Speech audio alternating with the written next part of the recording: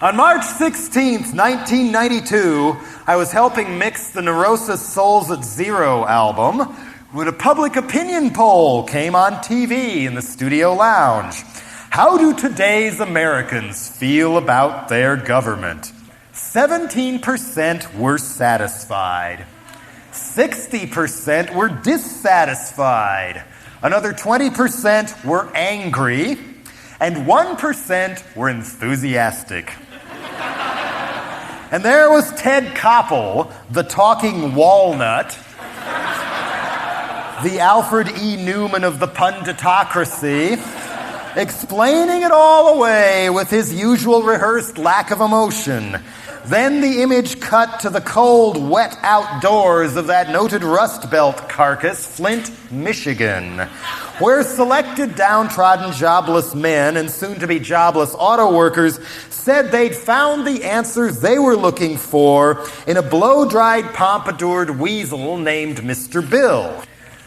Later that fall, right before the 92 election, I got a call from National Public Radio, their Marketplace program, of all things, a business one. And they'd gotten together people like Ed Koch, the former mayor of New York, and some high-powered Ivy League professors, to each put together a message to the next president of the United States. And they invited me, too. So far, my suggestions have not been heeded. So I think they're worth repeating. After all, at least Bush lost, but did anybody win? To the President of the United States and all 92 and future election winners, wake up. Get real. The way we're going will be like Russia is now in 2001. Call off the drug war. It's worse than the drugs. Gangs and crime won't end till prohibition ends. Decriminalize all drugs, even heroin and crack. Put users on prescription. There's always going to be some people in society who are going to be fucked up. Put them on prescription so they don't have to rob and kill people to pay the mob's high drug prices. Use the money saved from excess law enforcement and excess prison construction to treat people who want to quit.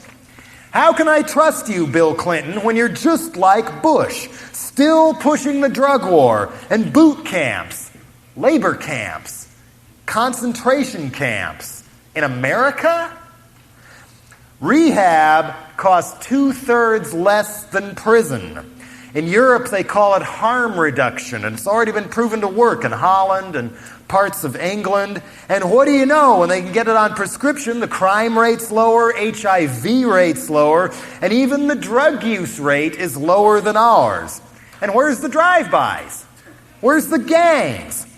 Harm reduction will take a far bigger bite out of crime than redneck vigilante bullshit like 3 strikes, you're out.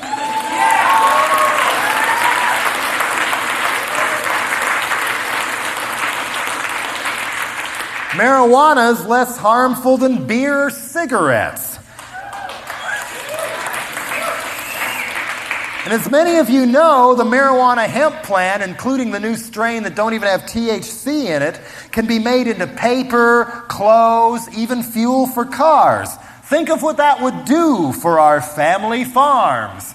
And you wouldn't even have to inhale. And Tipper Gore.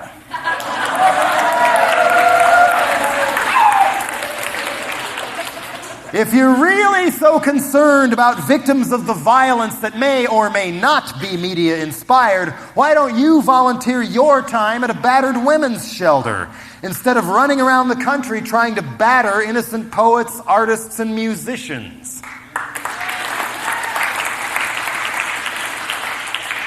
Homeless problem?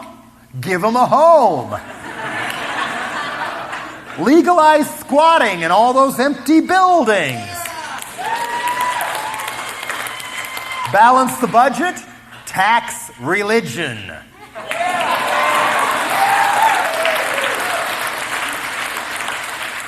We have a minimum wage. How about a maximum wage? 6 figures and it's payback time. Barry Bonds could fix the San Francisco bus system all by himself. And no free trade with any country that treats its workers and environment as badly as Mexico does. Cut the military budget to 0. Our biggest national security threat now is the arms race we have with ourselves. But if there must be a military, why not retrain them to rebuild neighborhoods, feed hungry people, clean up toxic waste, much of it their own? And let's use our zillion-dollar militarized space program for something useful and send the FBI, CIA, DEA, NSA, and the Pentagon to Mars. And leave them there. And to really take a bite out of crime, how about some punishments that fit? Sentence slumlords to live in their own buildings, and polluters to inhale and swim in the mess they've made till they cleaned it up, and savings and loan sharks to pay back all the money they stole, just like if you held up a 7-Eleven and you weren't white. Lower the voting age to 5. See youth apathy magically end when they have a stake in their future and get to vote for their school boards. And why not their teachers? In a real democracy, let workers elect their boss, and neighborhoods elect their cops, so Rodney King brutality will finally end for good. And it's still not too late to replace those business-as-usual chums you call a cabinet with National Security Advisor, Ice-T. Secretary of Energy, Jerry Brown. Secretary of Commerce, Ralph Nader. Secretary of State, Noam Chomsky.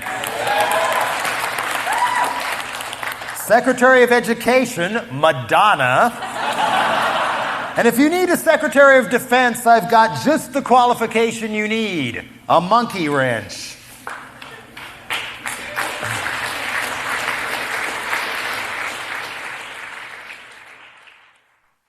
Experts know more than we do. If an expert says it, then it must be true. Experts know what's best for us, but how often do they ever talk to us? Experts understand mountains of charts and master plans to cure our economy, build a mathematical model, instead of going out and talking to real people. Sometimes experts know so much about one thing, they haven't the faintest idea how it relates to everything else.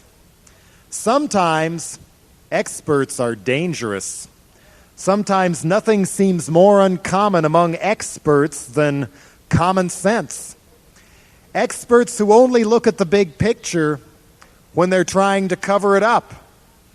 Just look what happens when managing things is left only to the experts. Haiti, Peru, South Africa, Daryl Gates, the Soviet Union, where dictators knew best what you were allowed to do and what you should be allowed to read, to hear, to know, and to think. And if you were even suspected of saying something that disagreed with expert opinion, you could wind up in prison or worse. Till there was no one left to warn the experts when their foolproof plans were causing much bigger problems and literally bombing their own country back to the Stone Age. Society collapses, economy collapses, secret police are the last to know when their government collapses. The Soviet Union, world superpower, Now a vast wasteland of misery, starvation, toxic eco-disasters, Chernobyls waiting to happen, and a Mount St. Helens of ethnic violence that might have been defused over the past 70 or so years if the communist government's experts had gone to work on the problem instead of sweeping it under the rug at gunpoint. Look what a strong military and all those nuclear bombs did for their national security. Meanwhile, back in the States, according to Gore Vidal in an article published in The Nation in 1988, America had a choice after World War II to disarm, as we'd done after past wars, and move forward with a true peacetime economy. Instead, Harry Truman, one of the most poisonous presidents I can think of when you dig behind the scenes, allowed experts to steer us towards a permanent war economy through the National Security Act of 1947. Before long, we had the National Security Council, the CIA, the hydrogen bomb, peacetime draft registration, the Korean War, loyalty oaths for federal employees, Joe McCarthy, and Richard Nixon, his sidekick, finding communist traitors and treachery even in a pumpkin. And an American people carefully conditioned and manipulated to fear the Red Menace so much they were willing to raise taxes to pay for all that. That's as good a date as any, if you ask me, to mark when the American government was handed over lock, stock, and barrel to what Dwight Eisenhower later aptly called the military-industrial complex in what was basically a bloodless coup. 40 years later, and what do you know? It can't happen here, but look around. Society collapses. Economy collapses. Homeless Hooverville shanty towns multiply like McDonald's outlets. Pollution in the name of progress shoots cancer rates through the hole in the sky. And the military and intelligence experts we spend billions on instead are so out of it and so incompetent, they fail to predict the collapse of communism, fail to predict Ayatollah Khomeini, never even stop to think that somebody like Saddam Hussein might actually use all those toys we'd been selling him. What's wrong with this picture? We spend $79 million a day in this country on so-called intelligence. Are we any better off than we were before the experts at the national security state took over? I don't think so. Being an expert can also be very profitable.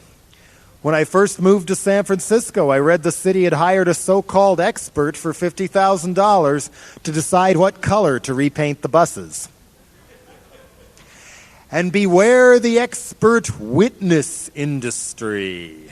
Like that psychiatric expert Dr. Griegson, nicknamed Dr. Death of the Thin Blue Line movie fame, running around all over Texas telling juries why someone he barely knows deserves the death penalty.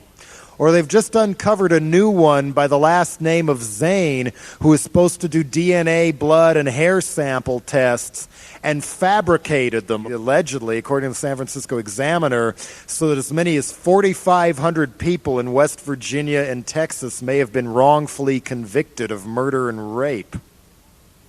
Yeah. The other side is saying, no, it's only 1,200 max, but that's still an awful lot of people who shouldn't be there. And beware the expert witnesses who travel all over the country for a hefty fee, testifying at trial after trial whether or not a certain product that's getting sued is defective, whether Benedictine or Dalcon shields cause birth defects. Yes, they do. No, they don't. Yes, they do. No, they don't. Yes, they do. Scientist, student, or fraud. Jury doesn't know, long as they come across as an expert on the witness stand. According to People for the American Way, a Paul Cameron gets $1,000 a pop as a homosexuality expert at divorce trials. even though his religious right connections and anti-gay extremist activity record are a mile long. But the granddaddy of expert rackets is all around us. Yuppie-crats and Nazi publicans, in their partnership for a conscience-free America, are all too eager to do business with experts at inventing a problem we'd like to solve so we can ignore problems we don't want to solve. Family values instead of family aid. Enterprise zones instead of urban renewal. The state of Tennessee closing schools to raise more money for prisons. New hearings in both houses of Congress calling for a rating system to be imposed on music by law as expert witnesses like that noted psychic Dionne Warwick blame so-called gangsta rap for a crime epidemic their own statistics say isn't really going on. Maybe it's moved from the back page to the front page of our corporate tabloid media, and the violent ones are more colorful, but numerically they have gone down, as has juvenile crime and drug addiction. The city of Los Angeles spent $2.3 million on a fingerprint reading system to catch welfare cheats. In the first year, they caught 11. Thank you, Harper's Index. The state of California spent over $3 million trying and failing to build a dam across a certain river. Then along came some beavers who built a dam that worked for free. California also spent $1.5 million on a geothermal energy plant site before taking a look and discovering there was no geothermal energy there. In 1 year, our federal government built 921,000 square feet of new office space in Manhattan, while 66 million square feet remained vacant. And the Air Force at one of their bases, concerned that one of their H-bomb-equipped intercontinental ballistic missiles might go off by mistake, they parked a car on top of the silo. And if that's not enough, the emergency manual at a nuclear power plant in Tennessee, I believe it's Clinch River, their solution, and I'm not kidding, in case of total meltdown, was to be sure to duct tape the toilets. It's amazing we even know all this. The experts at the Department of Energy have 850 different classified and restricted manuals on what is to be classified. And let's not forget those $600 toilet seats, $900 ashtrays, $1,000 pairs of pliers, and $4.5 million fax machines that our military experts consider a bargain to spend our tax money on. My old hometown of Boulder, Colorado once employed a flood control expert named Ted Diefendorfer, who suggested that a lion's share of the city's money for low-income housing, street repair, parks, the things you usually spend a city's budget on, would be better spent dredging huge cement-lined canals underneath several main streets through town, just in case of the 100-year flood. The plan was seriously considered, seriously rejected, and Diefendorfer resigned, saying, "This town just doesn't share my concern for the 100-year flood. As far as I know, the town's still there. If it ain't broke, don't fix it." It's not a term heard often around those noted flood control and environmental experts, the Army Corps of Engineers. There's been widespread allegations that the 93 Mississippi River flood might not have been so bad if the Corps had left the damn river alone.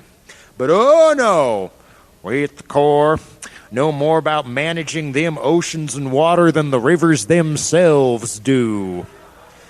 So the dam building, dredging, and rerouting continues.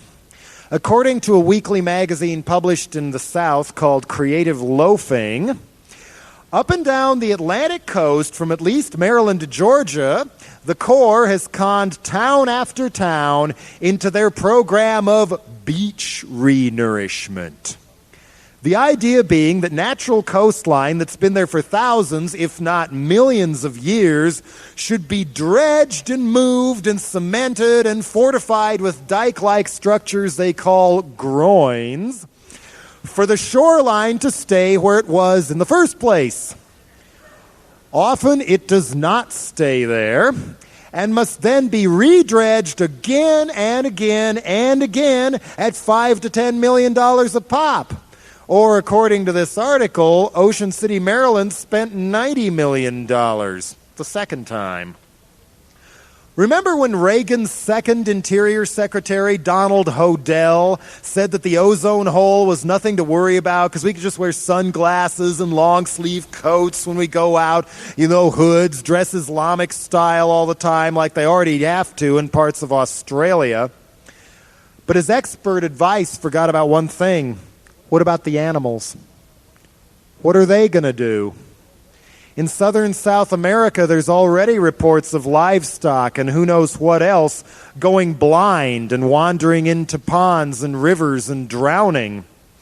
And as some of you may have heard, frogs and toads are dying off en masse all over the world, even in remote, unpolluted areas. Now the hypothesis is maybe it's because this Swiss cheese we call an atmosphere and ozone is letting so much ultraviolet rays in, it's killing all the eggs. It doesn't take an expert to figure out that without an ecosystem there's no food supply, which leads to starvation, which leads to war. And maybe we'll finally solve the overpopulation problem. At the Earth Summit in Rio, Jacques Cousteau said we've got about 15 years. Our government art experts allot about $140 million a year for the National Endowment for the Arts and $200 million for military bands. How many military bands can that be? Where do they play? Where does that money really go? Titanium tubas for the great nuclear war, or what? The Bureau of Alcohol, Tobacco, and Firearms sure did an expert job handling David Koresh. Your favorite metalhead and mine could have been picked up easily while he was out jogging or going to the store. 80-some-odd people might still be alive. Malaria had been nearly eliminated from many parts of the world till the World Health Organization decided to eradicate it completely with newfangled magic chemicals. They spent 21 years and almost $2 billion before giving up in 1976. All they had to show for it was a new strain of malaria-carrying mosquito immune to insecticides. U.S. foreign policy experts won't give any nation the time of day till they knuckle under to those third world management experts at the World Bank and the International Monetary Fund. Their prescription is always the same. Food for hungry people? Medicine? No. Loans, loans, loans for technological progress like dams, logging roads, power plants, and factories. Environment be damned. In return for the country cutting government aid to their own people and throwing open their borders for pillaging by multinational industry. Many countries soon find themselves worse off than before and spend more money paying interest on these loans than they can on everything at home. Still, the World Bank, who could forgive some of these loans, had a $1.2 billion surplus in 91. According to Doug Henwood of the Left Business Observer, they poured $904 million of that into their so-called retained earnings, read investments, that now stand in 94 at about $13 billion. Meanwhile, according to UNICEF, preventing vitamin A deficiency blindness worldwide would cost about $6 million, and preventing the great majority of child starvation deaths around $2.5 billion. World Bank says they don't have the money.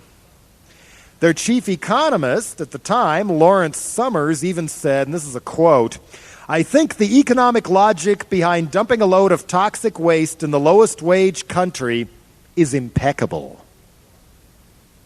Summers has also gone on record saying Africa is vastly underpolluted.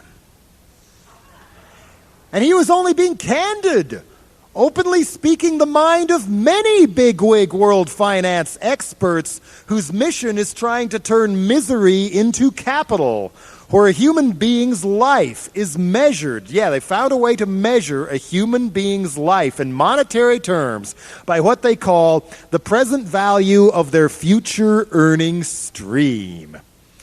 In other words, a person in a poor country is worth less money than a human being in a rich one. Summers' reward for openly flaunting this mentality was to be appointed Undersecretary of the Treasury for International Affairs, not by the Bush administration, but by Bill Clinton, who originally wanted him to be his chief economic advisor before some environmentalists complained at the economic summit in Little Rock, so he was moved to a lower profile post with more power. Some of these countries that people like Summers and possibly Clinton consider less worthy on the human being value scale, like Zimbabwe and Brazil, used to grow enough food to feed their own people. But according to Multinational Monitor, they no longer can because experts from more civilized countries convinced their leaders they should grow tobacco instead. Experts at Nestle's chocolate thought it was a dandy idea to get African women to stop breastfeeding their babies and feed them Nestle's brand powdered milk instead.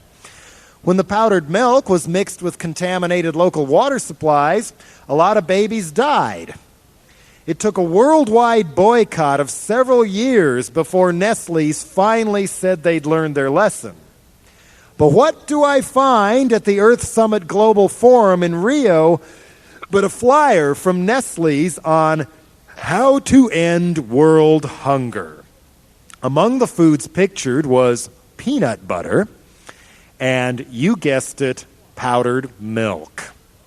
Meanwhile, experts here at home are pushing biotechnology and genetic engineering for us to swallow.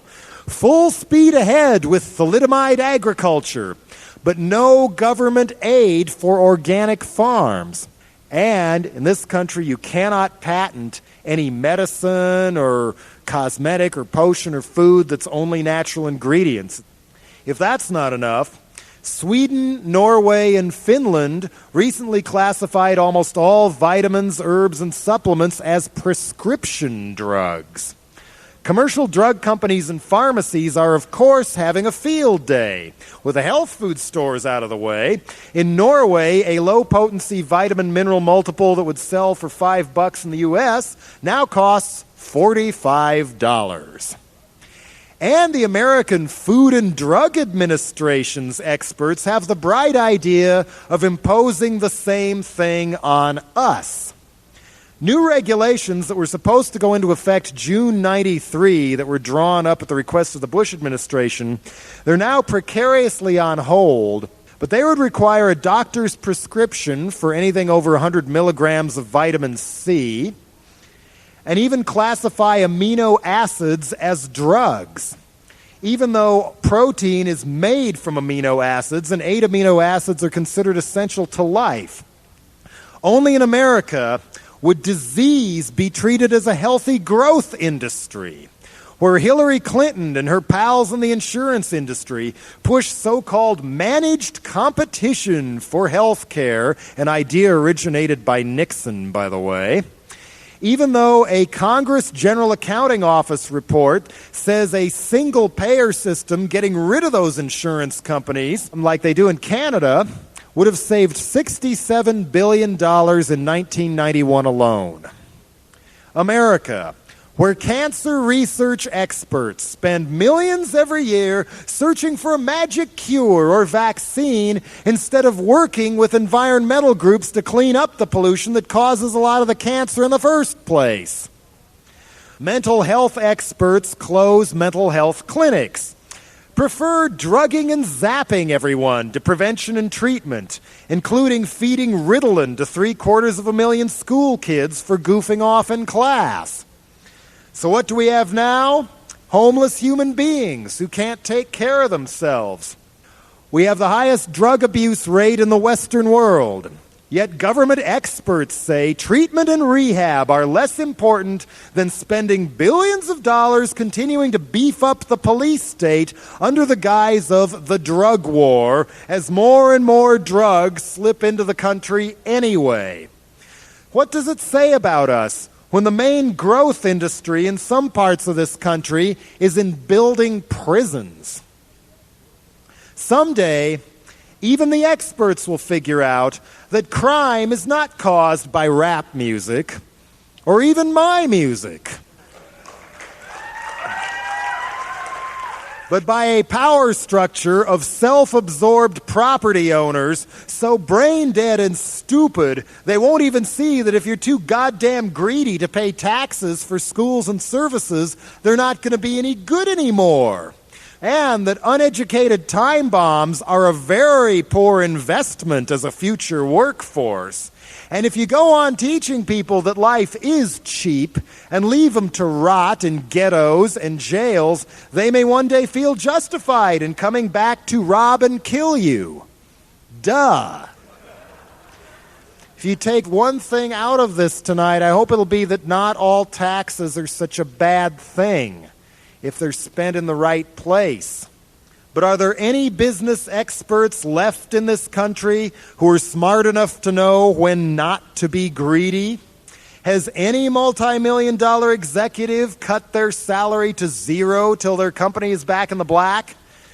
Instead, we're told that we'll be better off than ever if we brush aside those pesky pollution laws, replace union shops with third-world slave labor, and corral the leftovers at home in temporary electronic sweatshop computer jobs, the kind with no day-to-day security and no benefits. Robert Bruska, chief economist at Nico Securities in New York, put it best here, quote, "Workers will have to realize that they are now competing for jobs against people who ride to work every day on bicycles, own only one pair of shabby sandals, and are prepared to live with their families crammed into tiny apartments." The tortoiseshell glasses and fangs crowd has been remarkably candid lately, haven't they? And they have the gall to call that free trade. You'd think, with everything falling apart at home, some experts somewhere would point out what a bad investment it was to spend $450 billion to fail to wipe out Saddam Hussein just to rescue a kingdom where the penalty for being Jewish is death. You'd think they'd learn after World War I, when defeated Germans got no aid, had to pay war reparations instead, till hyperinflation got so bad it took a wheelbarrow full of Deutschmarks to buy a loaf of bread. And people grew so miserable and so frustrated that Hitler could manipulate his way into power. Second time around after World War II, there was the Marshall Plan to rebuild Germany and make sure a Hitler didn't happen again. So why do our foreign policy experts now withhold real money to help rebuild the former Soviet Union? All those potential Pepsi drinkers abandoned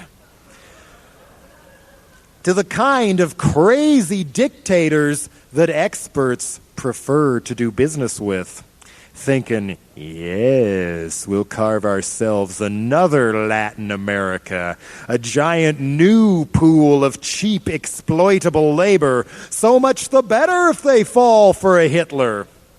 My favorite new comedian, Vladimir Zhirinovsky, who 4 years ago was selling jackets and T-shirts to metalheads in a biker shop, now claims he will be absolute ruler of the greater Soviet Empire by 1996, threatens Germany with one too many Chernobyls, and claims Finland and Alaska are Russian territory.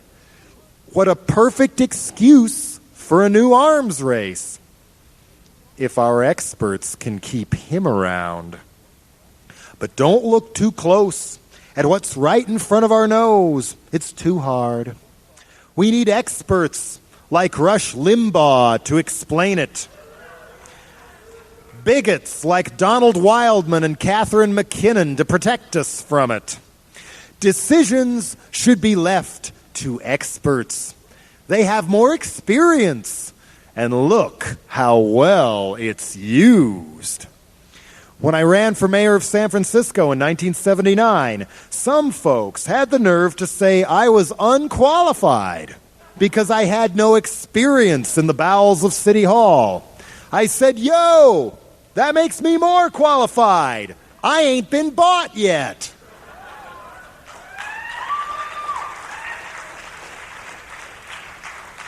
I've done everything else on the scandal scale, adultery, drugs, stepping on toes, you name it, but I have yet to take my first bribe. You should try running for office sometime. Elections coming up, guarantee you'll learn a lot. Help take our lives and planet back in the spirit of Putney Swope. Anybody out there seen Putney Swope? One of the great buried movies of the 60s. It's on video now. I won't give it away, but rent it, please. Putney Swope. How much worse off would we be if our leaders were chosen by lottery instead of expertocracy? But for crying out loud, don't just follow the bouncing dot blindly along, courtesy of experts like me. Dig. Get a second opinion. Get a 20-second opinion. Delve deeper and check this stuff out yourself. It's fun. It's fascinating. It'll blow your mind. You might even turn up some flaming horror story to Xerox and send to my mailbox. And to all the ice-water-veined experts, the Star Wars scientists, trickle-down economists, 5-year plan Stalinists, and managed health competition witch doctors, I say, don't just question authority, question everything.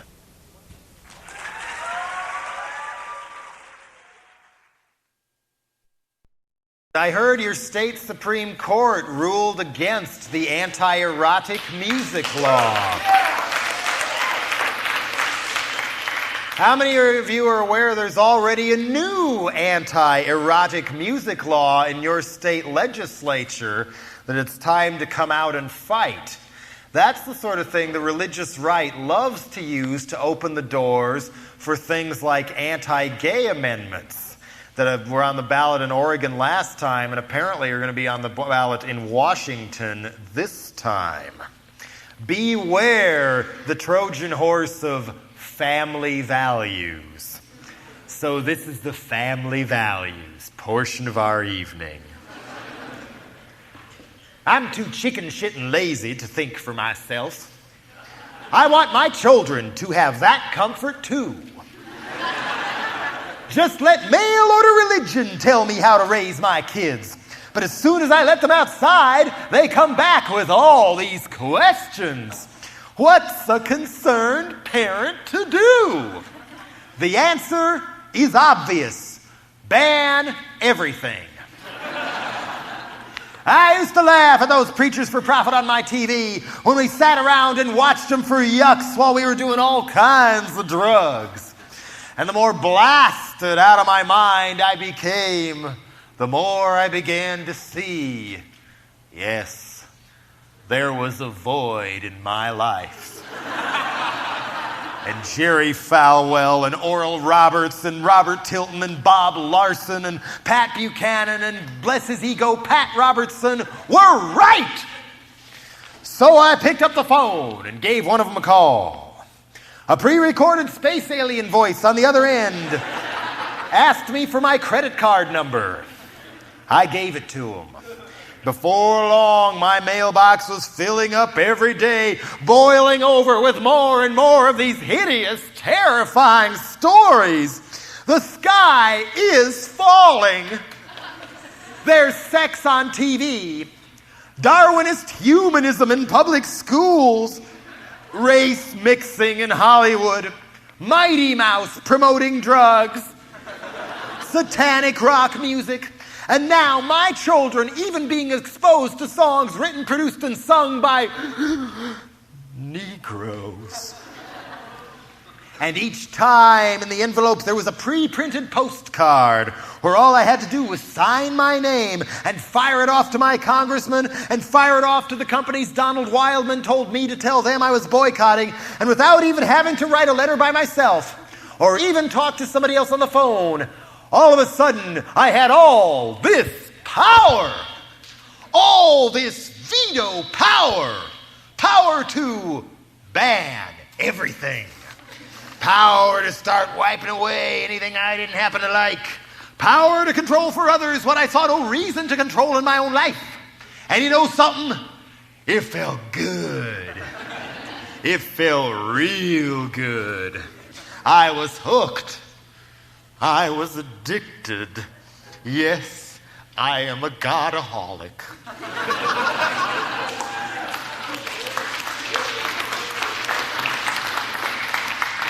And my checks to the hope dope dealers got bigger and bigger and bigger. And every day I'd wake up and my hands would shake and my teeth would clatter until the mailman would show up and bring me my fix. And I could rip open the envelopes and tie a rubber hose around my common sense and shoot up with God!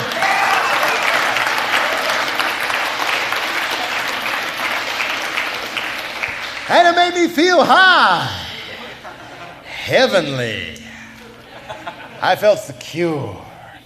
I could look in the mirror and feel like Matt Dillon instead of an asshole. I felt better about myself for a while. But then I'd come down, down, down, and I'd need more. But like any other gang, the hope dope dealer sets a price you gotta pay. Money is not enough. No, they want more and more and more. I signed away my life savings. I signed away the kids' college money. I signed away the deed to our home, even the deed to our motor home, and it still wasn't enough. I put my hands on the television screen. I wiggled around that little 1-inch prayer cloth I got from Robert Tilton in the mail. Even fondled some of his mail-order holy cornmeal. And then the bolt of lightning hit me, and I got the message. Yo, you ain't down with the gang till you prove yourself and do some favors for the gang. You gotta be the gang's hit men and hit women. Down at the school boards, down at the shopping malls. Besides, playing vigilante is your favorite part of the job. We pick the target. You make the hit.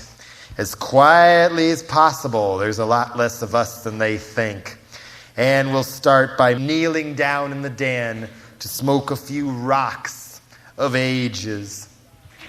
Then when we got our lynch mob buzz, we'll storm out the door into the neighborhood and go Bible wilding. Helter-skelter, domino by domino, we will threaten them and blackmail their landlords with picket signs and clinic bombings. Get those books on our blacklist out of this here bookstore. We want every record with a tipper sticker out of this here record store. Better yet, why don't you close down and evict those stores altogether? So we can put in a nice Bible supply store instead, and more family-oriented establishments like Blockbuster Video and Walmart. Or we won't just picket the record store, we will picket every tenant in your whole shopping mall and cost you lots and lots of money and smear your name in the community as vendors of smut until you see things our way. It's best you just go along with us and ban everything. I never knew there was so much filth out there. Things I'd looked at 1,000,000 times never looked quite this way before. And the more I looked, the more I saw, and the more I saw, the more it offended me. I followed the instructions in those mail-away tapes and videos from the Parents Music Resource Center and took away all the rap and Guns N' Roses records we bought the kids for Christmas last year. But to show them we still have an open mind, we put Phil Collins albums in their place. Just like the PMRC's old tape recommends. And we learned about subliminals in Ritz crackers from the guy who testified at the Judas Priest trial. And we learned from an article on Reverend Phil Phillips and his book Turmoil in the Toy Box that too much exposure to the Smurfs will turn your child into Charles Manson. And we learned from the Reverend Joseph Chambers in Charlotte, North Carolina, that Barney the dinosaur is a new age demon who promotes homosexuality.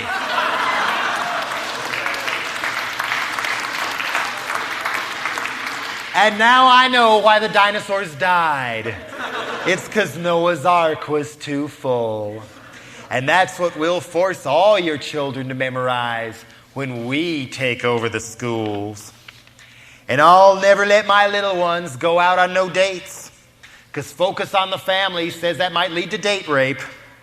And I learned from the Daughters of the American Revolution in Texas why the Diary of Anne Frank must be purged from public schools. It's too depressing. And the secret life of Walter Mitty has got to go too, because fantasizing is insanity. And we must ban Halloween for everyone so my children won't be exposed to anyone dressed as a devil or a witch. And remember what Brother Jimmy Swaggart once said, co-ed swimming causes problems of the flesh. Something he seems to be intimately familiar with.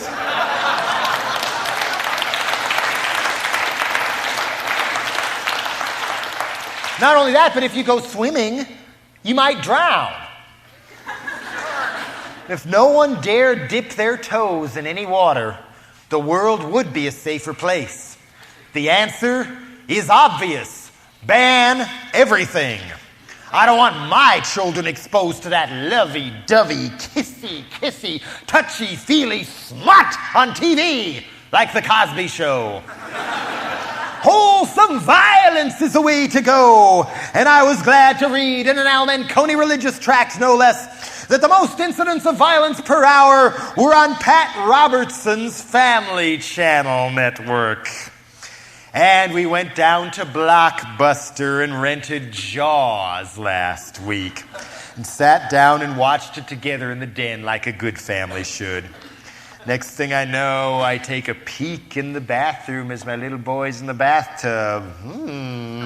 And I see him playing with his rubber shark in a funny way. He's got his finger in its mouth and he's moving it up and down. And I go, no, whap, whap, whap. Ah, latex is good for something. No, whap, whap, whap. I want my son to grow up and lead a good life and get a good job. And my daughter to marry well and crank out lots and lots of grandchildren. Not wander the earth in search of mechanical sharks to give them head. The answer is obvious. Ban everything. Those pages in the Sears catalog and the Penny's catalog with little boys modeling their underwear and the corsets and girdles and certain hospital supplies, all under the counter now in a brown paper bag. Those round, pointed cement gravel storage buildings you see in highway department work yards look an awful lot like a giant XXX cup bra to me. Ooh, tearing it down at dawn. We must protect ourselves. I don't want to see no more wet clothes, dirty socks, fluffy white diapers, size 42 boxer shorts hanging out on clotheslines where someone might see them. You never know what that could lead to. There's only one thing left to do. Ban everything. Why? Why? To protect the children. The little ones. The ones we must shield from any point of view that might get in the way of our own. And the only way to protect them from all that adult filth and reality out there is to water down and restrict all art until it's safe and easy to understand for the little children. Because the life of an unborn child is sacred. So once they're born, you can beat them, you can starve them. When they turn 18, send them to the electric chair or kill them in a war against some starving country who had a population explosion because we cut off their access to birth control, so we'd have someone to kill somewhere to keep the Pentagon from going broke. So ban everything, ban everything, ban, ban, ban everything! Oh, ban anything that moves! Everywhere I look, I see more things I want to ban. We're more preoccupied with sex than the lost souls we save ever were. And why are we so obsessed to do these things to you? Because if we can choke off your natural emotions and desires, we can choke off the rest of you too. Legislate the imagination. Keep people quiet and out of trouble. Afraid to think, afraid to fuck, afraid to communicate, afraid of their own curiosity, afraid that new ideas and different people are somehow unclean. Above all, afraid to dream. So by law, we're dragging you back to the good old days that never existed. Crimes of the mind will not be tolerated. This is how we, your moral guardians, masturbate. This is how we, God's chosen libido Scrooges, dominate. The answer is obvious. Ban everything!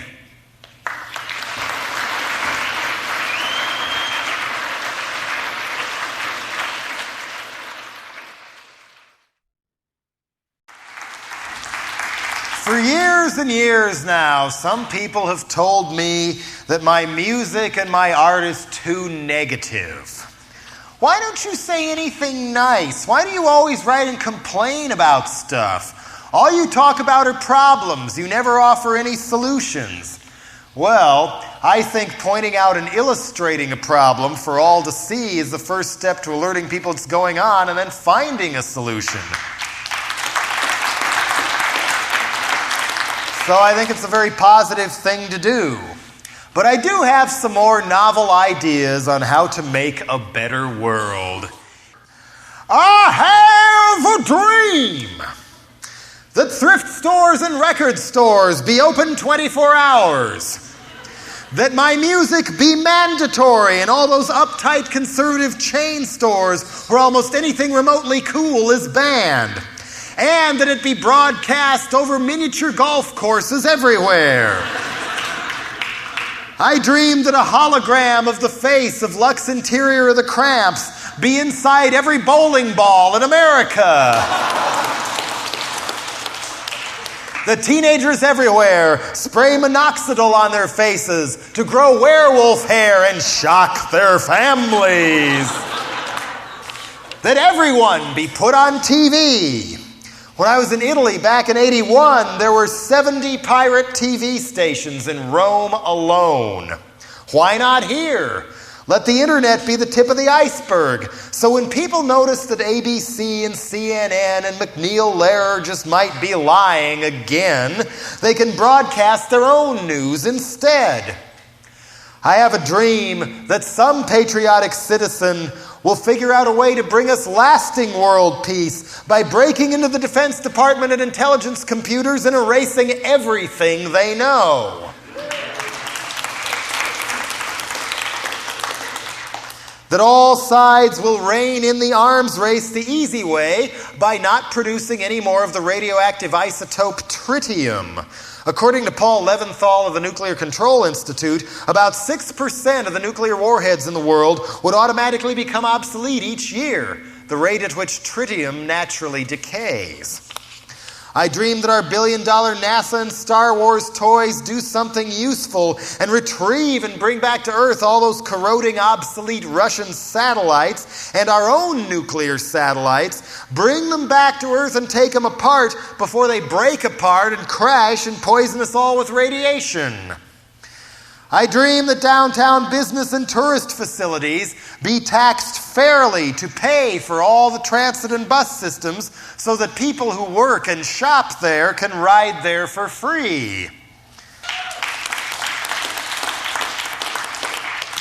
I dream that subway trains and walls be coated with rubbery Teflon with spray paint handed out on demand so that graffiti can be peeled off and hung on walls as murals or in galleries.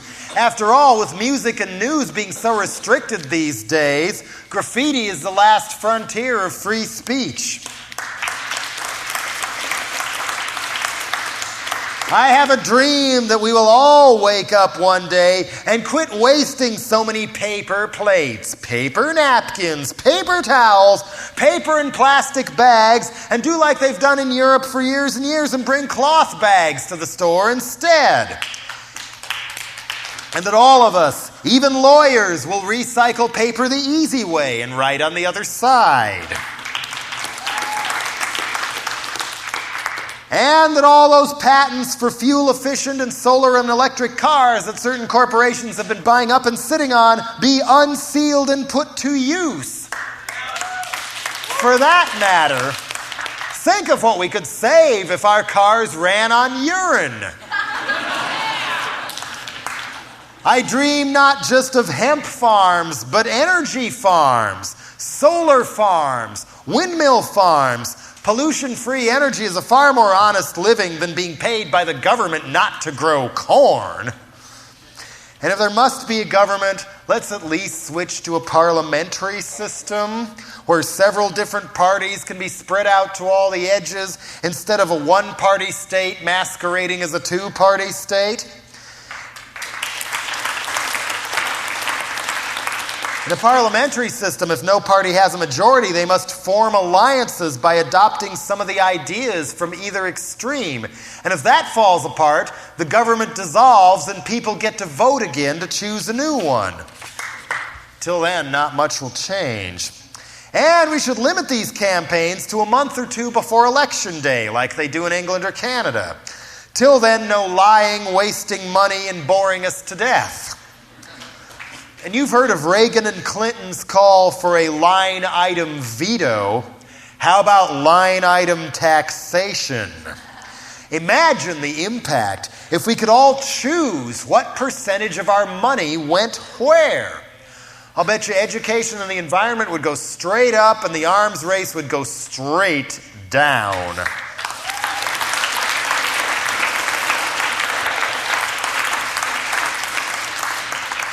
I have a dream that the highest paid people in the land are the ones who have the most unpleasant and dangerous jobs. A coal miner way down in a 30-inch high tunnel crawling on hands and knees till the cartilage is gone only to wind up dying of black lung deserves a hell of a lot more money than some twit on Wall Street. I dream of the day when Stone Age fundamentalist religions no longer have the power to deprive the world of birth control.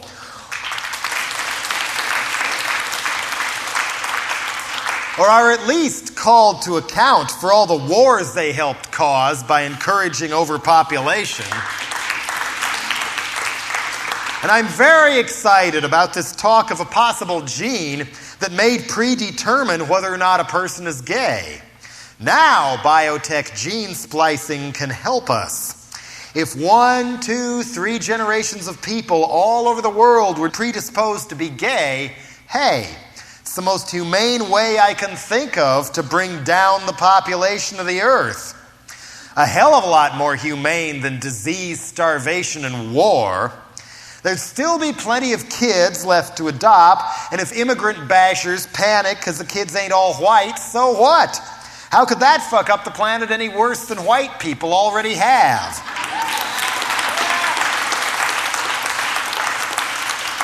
And I dream of public schools that encourage actual learning and teaching instead of drill, drill, drill, equation, equation, equation.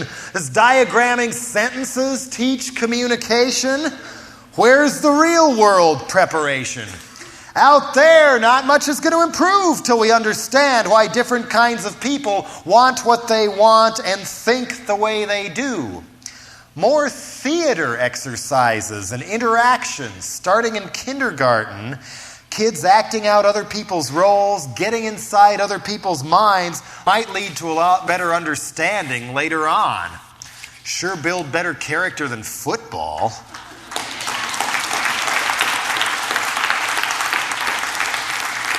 And how about real drug and sex education? Right now, for the most part, it's just people being talked down to. Don't fuck. Don't do drugs. Don't live. Don't have fun. Your reward shall be to turn out as boring as we are. But with real sex and real drugs in the classroom, people would pay attention. With an emphasis on sensitivity, two-way communication, why date rape and find 'em, feed 'em, fuck 'em, forget 'em will not bring lasting love and satisfaction. And imagine an elective class you could sign up for. Using drugs, level 1. For me, the healthiest approach to recreational drugs has been to do them a few times, feel the thrill, ride the high, learn what you can from them, and then move on. But that doesn't work for everybody. Guiding people through the first time or two so they know what it's like, the ups, the downs, how much is too much. Maybe somebody who starts drinking at 13 can get help before they're 40. Maybe people who know they've got problems, may have addictive personalities, can get help early, so hardcore addiction and ODs later on won't keep killing my friends.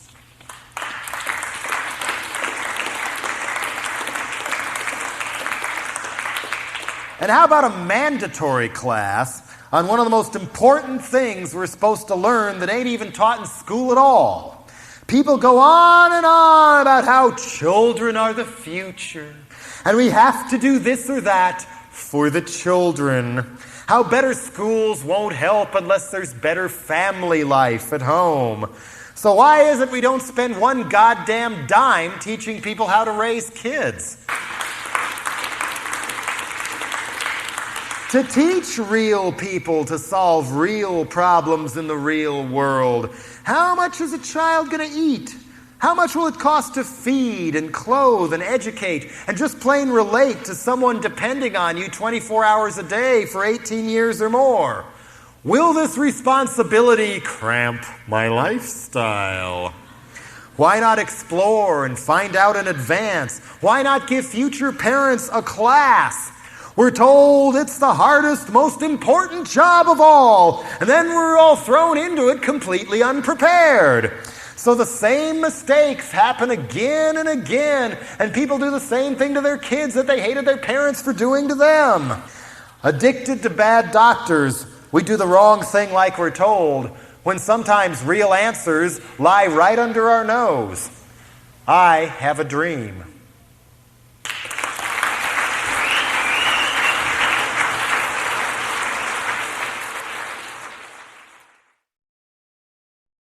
Now it's time for another visit to the wild kingdom of censorship. This time, we will start with that noted provocative publication, TV Guide, where not too long ago they had a celebrity interview. And this celebrity said that his favorite TV show was Donna Reed, and that he wished more television could be like that today. But occasionally he and his daughter would watch American Gladiators for yucks. But that mama didn't come and join him or anything because she didn't see the humor in it.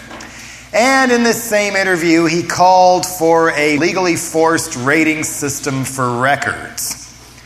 Who could it be? Not Tipper Gore, not Al Gore, not Jesse Helms, not Pat Robertson, not Barney. You're getting warmer, though. Bill Clinton. said that in TV Guide. And a little while later, something came to my attention in this magazine. Yes, you paid all this money, came all the way up to Bellingham, and already sat through a couple hours of my yakking just to have me read to you from Family Circle magazine. The article in question is called Tipper Gets Tough. Yo. And most of it is a puffy poo piece on Tipper Gore, part of her careful image makeover, where they talk about what a swinging fun mom she is, rollerblading with the kids, hanging out with Jerry Garcia at Grateful Dead shows, while her husband and her husband's bosses, drug war agents, infiltrate the same Grateful Dead shows and bust people for acid. They have a hugely disproportionate amount of their concentration right now on busting people for acid, especially at Deadhead shows. And the prison sentences are ridiculously long because they charge you by weight instead of how many hits of acid you have. So one guy in Texas who had one hit of acid in a sugar cube, when they weighed the sugar cube, they decided he got a mandatory sentence of 20 years in a Texas prison. This is the kind of laws that Mr. Bill has no interest in changing, it appears. The first real pungent quote in this Family Circle article isn't from Tipper Gore, but from Hillary Rodham Clinton, where she says, "I am concerned not just about records, but also television and movies. We're going to have much stronger parental responsibility." So far, so good. Then she says, "But that needs to be supported by actions like the one Tipper led, so parents have good information to base their decisions on." Good information. I assume the so-called good information she's plugging came out of this book, Raising PG Kids in an X-Rated Society by Tipper Gore. And this book came out before they shifted their focus from attacking Satan to attacking black people when they wanted to get parents to fear the music their children were listening to. So most of the so-called good information here is how bands like Ozzy Osbourne, AC/DC, and Judas Priest will get your child to worship Satan, kill your parents, kill themselves, commit crimes, and all these other things, mutilate animals. It's all the music's fault. And as it turns out, a lot of the so-called research that went into that book, her sources of information were religious right people, like Reverend Jeff Ling out of Arlington, Virginia. And in the back of the book, speaking of good information, she even endorses a place called the Back and Control Center, where you can send your kids during the day when they're still living at home, and because it's run by former LAPD officials, judges sometimes order kids to be sent to this place for shoplifting or suspicion of joining a gang or something. Back in Control claim that black clothing and high-top tennis shoes are a sign of possible devil worship.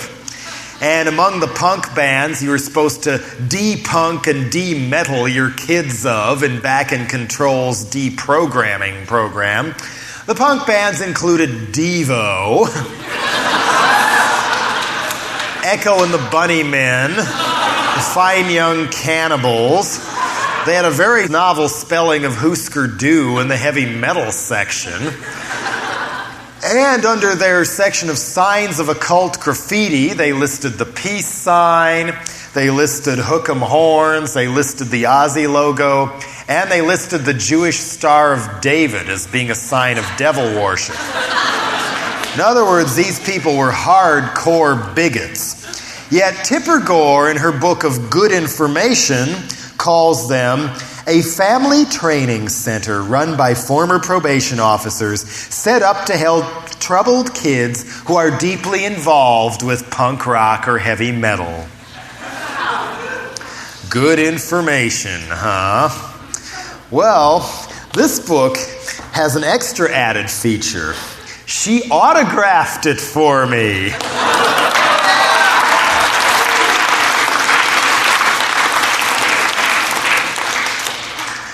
As many of you may know, Tipper Gore went to great lengths to disguise the PMRC and her own connections to the religious right over the years.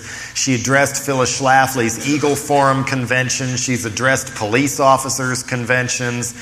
She had Sheila Walsh, the co-host of 700 Club with Pat Robertson, help answer the PMRC's mail and act as an advisor. The religious right connection is very deep, and it was sort of a front for it. But I got a chance to at least try to expose this when, much to my surprise, we wound up meeting on the Oprah Winfrey Show. Been on the Oprah Show with Tipper Gore twice.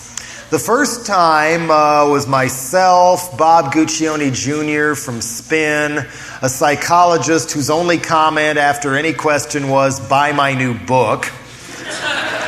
I think there was a token parent or something like that, and a token music fan who luckily was pretty straight looking and pretty articulate, and even liked Corrosion of Conformity.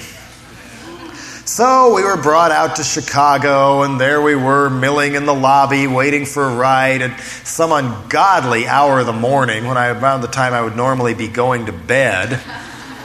It's one way to weird out the musical guests by screwing with their biological clocks and all that to slant the advantage the other way, maybe. Anyway, we're all milling around, and who should come up disarmingly nice, which is a common tactic among people like this, I've discovered. Jello, Tipper Gore, pleased to meet you.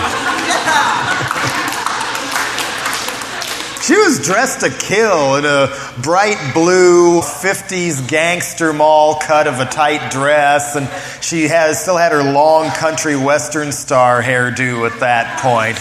Almost a sex symbol for the censorship movement or something, I suppose.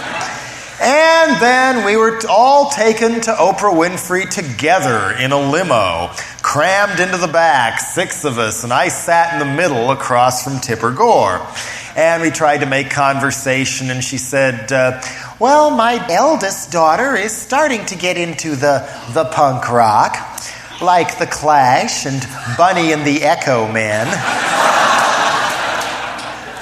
We got to the studio and we're all herded into what's called the green room, which is a room adjacent to a stage. That's an old theater term for some reason. This green room was painted white and had some rather hard croissants of unknown origin and age that I fidgeted with for a while as I went through my notes, which consisted of me ranting and raving on the plane to Chicago of everything I wanted to say to Tipper Gore.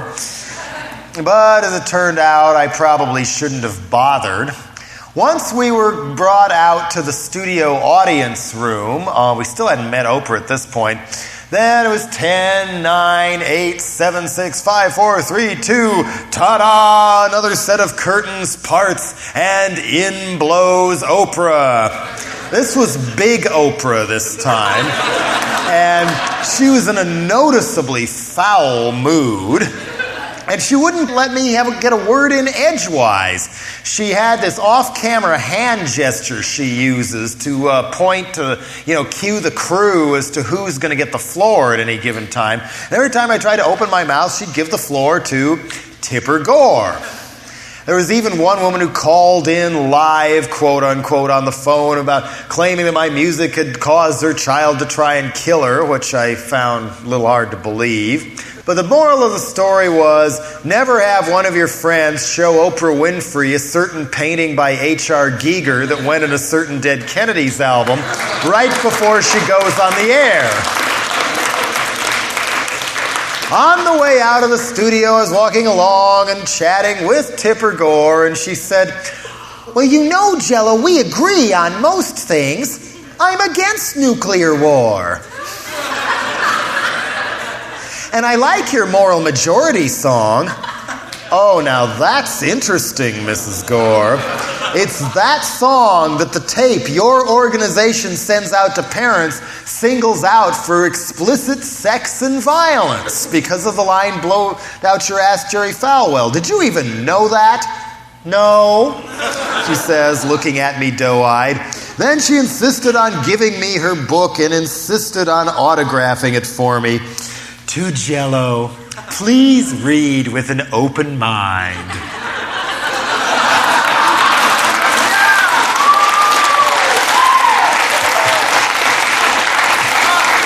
Well, at least she still wants somebody to have an open mind. We all can work for a better society. Well, on the way back to California, I really did try to read it with an open mind, and I got all of 28 pages before I damn near threw the book through the airplane window. I got to her description of dead Kennedys. Their brand of rock music has become a Trojan horse, rolling explicit sex and violence into our homes. Who is the real Trojan horse here?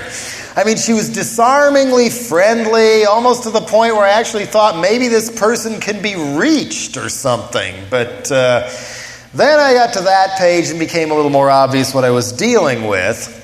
And then I noticed when her husband announced for president that she was sort of playing things off against each other, saying different things in different parts of the country when she was asked about censorship of music.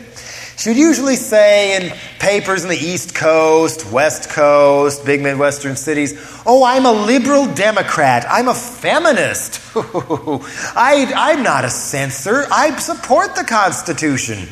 She even told the Philadelphia Inquirer that I respect Jello Biafra.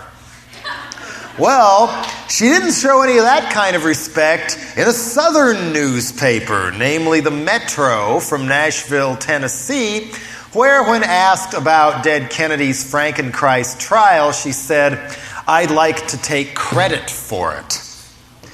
This meant war. That was a viciously callous, glib thing to say in light of what happened on account of that trial. As some of you may know, it started out of the 9 police officers, including 6 from Los Angeles, smashed a window by my front door, came in and tore my house to pieces. And later on, me and 4 other people were charged with 1 count each of distributing harmful matter to minors. The harmful matter supposedly being this painting by Swiss surrealist master H.R. Giger, the guy who won the Oscar for designing the set to Alien. But it became obvious in the trial that it was actually my lyrics and Dead Kennedy's whole legacy that was really on trial. This took about a year and a half out of my life. I had to spend most of my time doing interviews and trying to raise money for the No More Censorship Defense Fund that we founded in order to raise the money necessary to fight the charges.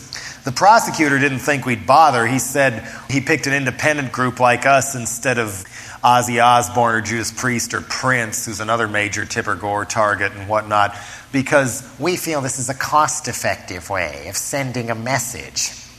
So we knew we had to fight. There's a lot of pressure that comes down on you. Even if you have a traffic ticket hanging over your head, you're going to fight. It starts to eat at you and keep you awake at night and put you on edge.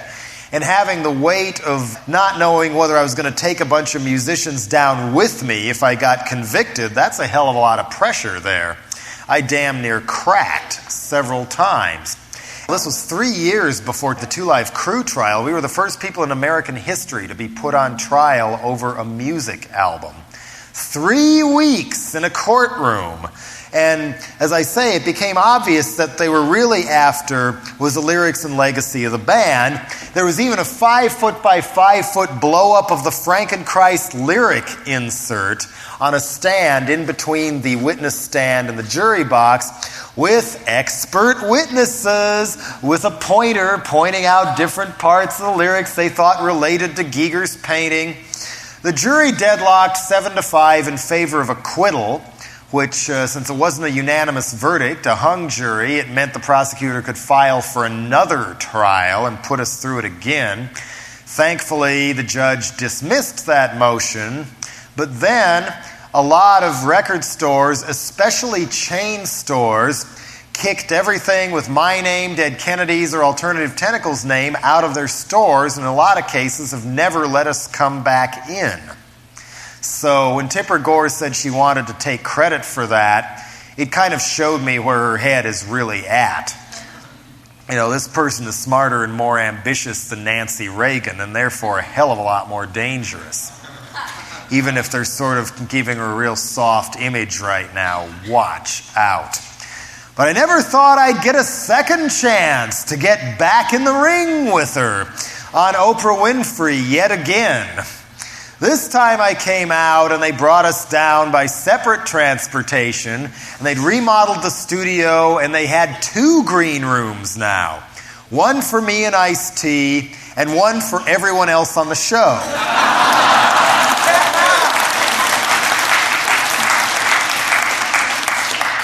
The other guests were Tipper Gore, Rabbi Abraham Cooper of the Wiesenthal Center, who unfortunately had been duped into supporting the PMRC's position because he objected to some bigoted remarks made by Professor Griff when he was in Public Enemy, and he wasn't too thrilled with Axl Rose either. And so I tried to get through to him that a lot of the people who are feeding him this information are also people who hate Jews and think that the Star of David is a sign of devil worship and then they can't get into heaven, etc., etc., etc. Maybe it got through, I don't know. And then there were 2 African-American writers for the Washington Post. The older one, Nelson George, has written a lot on rhythm and blues. He writes novels, and because he knows full well what hell a lot of the early R&B artists went through, he was on the side of freedom of speech and Ice-T. And the younger one, Juan Williams, was the most right-wing guy on the whole show. It turned out he's also a very close friend of Clarence Thomas. He's also one of the TV pundits now. When he was out lobbying for the Senate to confirm his buddy Clarence, turned out there were 3 sexual harassment complaints filed against him in-house at the Washington Post. Weenies of a feather flocked together, I guess. But as long as it was done behind closed doors with the secretary's desk, it wasn't so bad. But if Ice-T talked about it, gotta put that guy away. Ice-T, as he's so good at doing, jumped in and took over the floor right away. Some women like to do it with a flashlight. Which did not go over well with everyone in the studio audience. I, on the other hand, was trying a different approach. On talk shows like this, I figured I should dress disarmingly straight. I learned that when I ran for mayor, too. You know, sometimes the Halloween costume can make a difference in whether or not people pay attention to you. And I figured there's no hope of getting through to Tipper Gore, no hope of getting through to Oprah Winfrey, who said in her autobiography, the answer to life's problems can be found in the Bible.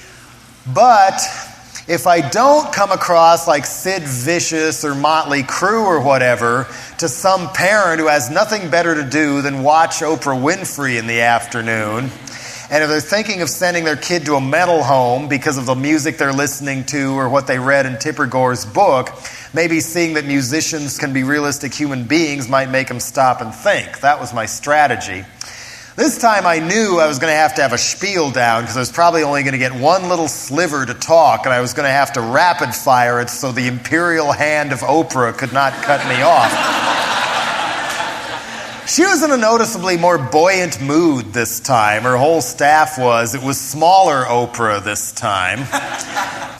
So I started out laying into Tipper Gore about religious right connections and denying that she's actually a Trojan horse for the Jerry Falwell types and Pat Robertson and everything. Long list of her hypocritical behavior, and then mentioned that she had tried to take credit for my trial in the Metro interview and that I was a little pissed about that. She denied the whole thing. So I pulled the Metro article out of my pocket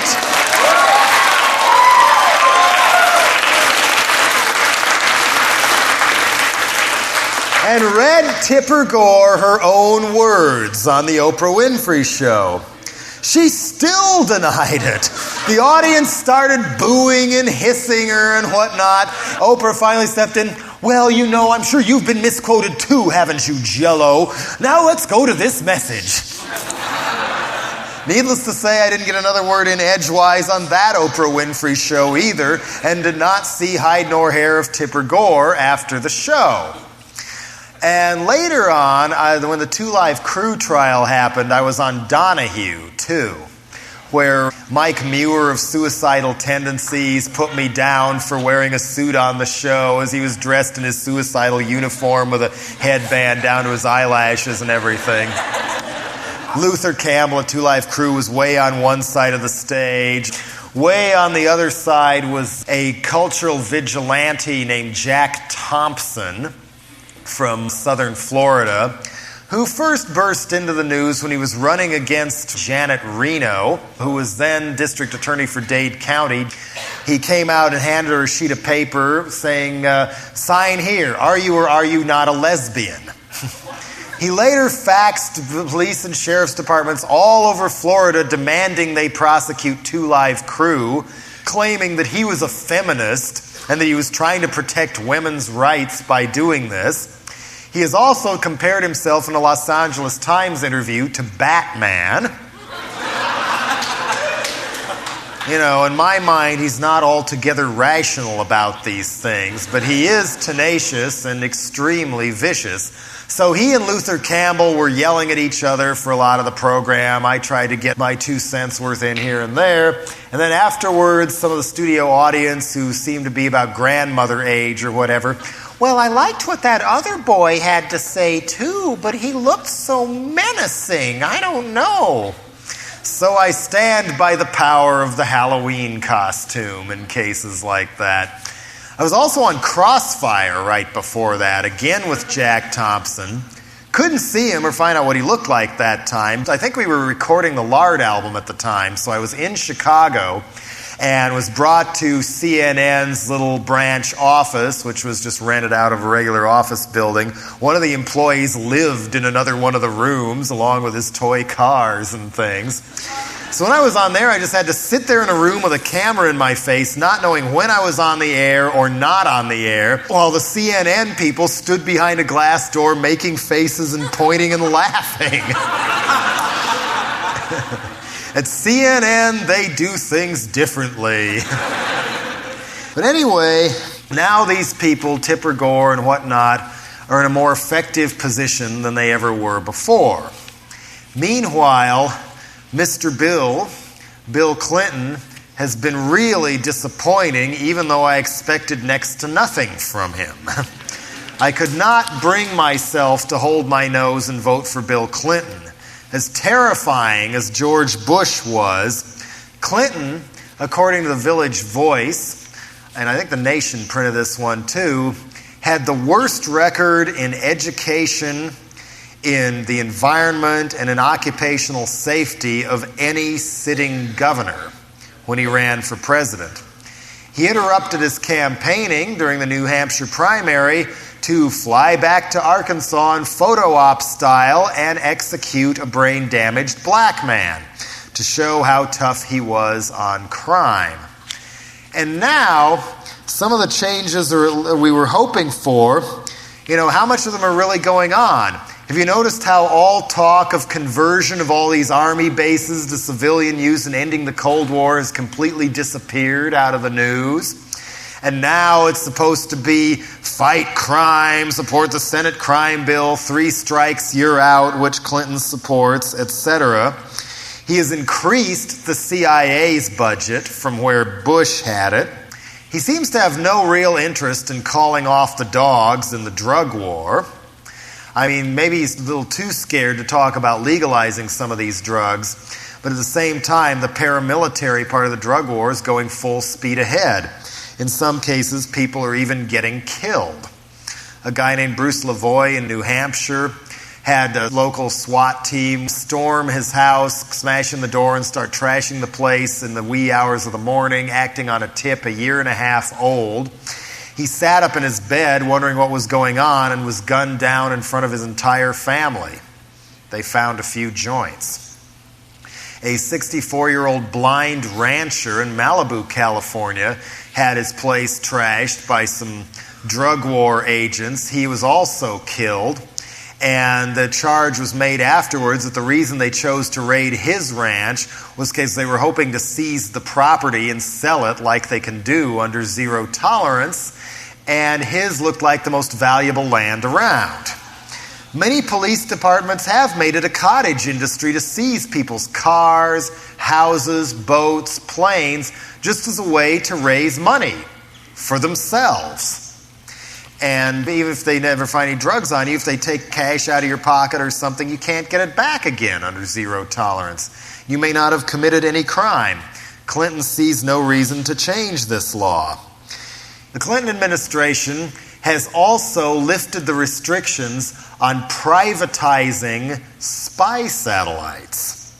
So now, since multinationals have some up already, courtesy of those secret military Star Wars missions that the space shuttle did and whatnot, you can now rent their services where they'll tap into their satellite and can spy back down on Earth with an accuracy of up to 1 square yard from 22,300 miles up in space. So if you do wind up going to work for one of these multinationals that piss jar tests you and everything else, decide to call in sick from work one day because you want to go out and have fun, you better close the curtains. And Al Gore is the point man of the Clinton administration in trying to put the screws on the information highway. They don't like the internet in its present form. They would rather restrict who can have access to and broadcast information, kind of like they do television or radio. And they're even demanding that a so-called clipper chip be put in new computer software so that the FBI can tap into anybody's computer at will at any time and take anything they want to out of it. They also want the same thing done in the newer kinds of phone systems and things. And Clinton, unfortunately, has hopped on the immigrant bashing bandwagon as well. He's put in a new rule where America is the first country, at least in the Western world, to charge a fee for political asylum. If you're fleeing a death squad in Guatemala or something, you got to pay $130 to get into this country, which is more than a lot of people in Guatemala are going to make in a year. And if that's not enough, he wants to have secret trials for suspected illegal aliens where they can just abduct you, try you in secret with no defense, no jury, not even a chance to call anybody and tell them where you are. And then if they decide you're illegal based on the evidence they've already got against you, they can send you back to the other country. Which if you're somebody who's fled getting killed in Haiti or something, you're probably going to wind up getting killed back at the airport, and only then, looks like he had a green card after all. What do you know? This apparently is the spirit of Mr. Bill. He also is a gung-ho supporter of the Senate crime bill, which is a really scary series of laws that they've been trying to pass at least since the Reagan administration, possibly even since Nixon. This version that the Senate has already passed and the House of Representatives will vote on soon calls for over 50 new death penalty crimes required by federal law. Of course, he's trying to cut down how many appeals people can make and death sentences and things. And among the things you can get sentenced to death for, well, the last information on this bill I had was when Bush was still president. It was the 91 or 92 version. And this is basically the same bill, at least from what I've read, but may or may not have these in it, but it wouldn't surprise me if it does. Death penalty for robbing a bank. Death penalty for selling drugs. And let's see, what else? Death penalty for carjacking. Death penalty for drive-by shooting. Death penalty for sabotaging government property, which could even be interpreted to mean graffitiing a federal building or going after the groups like the Plowshares who've tried to dismantle nuclear missiles and things in the Midwest, or the woman who broke into Vandenberg Air Force Base and messed with their control room and stuff. This bill also calls for sentencing parents to community service if their kids commit crimes. Man, think about it. The juvenile crime rate is going to go straight through the roof if this goes through. I know all kinds of things I would have done at the time if I thought it would get my parents punished like that. This goes to show how out of touch these lawmakers and our president are with real people, if they don't even bother to think of something like that. Oh, let's see. What other things are in this Senate crime bill? That people can declare drug emergency areas and send in the army to kick in everybody's doors and do door-to-door, ripping people's houses apart looking for drugs, no matter who you are. And with the drug war, we've already seen that there's been some fatal victims. And the most recent one was a 74-year-old retired Methodist minister in Boston. When the drug warriors came for him, they were trashing his apartment. He died of a heart attack on the spot. Gee, too bad, they say. And the guy, of course, has no recourse. On top of that, even though he likes to show he's tough on crime and supporting the Senate crime bill and all, Clinton has shown no interest in going balls to the wall to prosecute all these scandals that happened during the Reagan-Bush administration. No more interest in nailing people for Iran-Contra, which is especially scary because a lot of those people who should, like North, should be doing 5 to 10 at least. Instead, he may soon be a powerful senator from Virginia. Some of these other people, like Elliot Abrams, the real vicious point man for the Contras, he used to go on all the TV shows and stuff, he might be Secretary of State later on, thanks to Bush pardoning him and all. At least the Watergate criminals are stuck on the college lecture circuit or writing novels no one reads or whatever. But these people are still going to have power and they're going to have a clean slate. Even the Whitewater savings and loan scandal, the Clinton part of it, losing 60 grand or whatever, is so minuscule compared to what the Bush people did. Hundreds of millions of dollars of crack. It's mild compared to what Charles Keating did or what the Bush's own sons did, especially Neil Bush. You'd think that Clinton, to get himself out of hot water, would try and appoint a special prosecutor for all the savings and loan scandals. Maybe even try to recover some of the money, but he doesn't even bother doing that. No interest in nailing Bush for Iraq-gate. No interest in nailing anybody in the Inslaw software theft, where a reporter who uncovered that one paid with his life. Mother Jones reported that after Bush lost the '92 election, the next several weeks in the Justice Department were spent shredding documents. What was in them? How will we know now what else they were up to?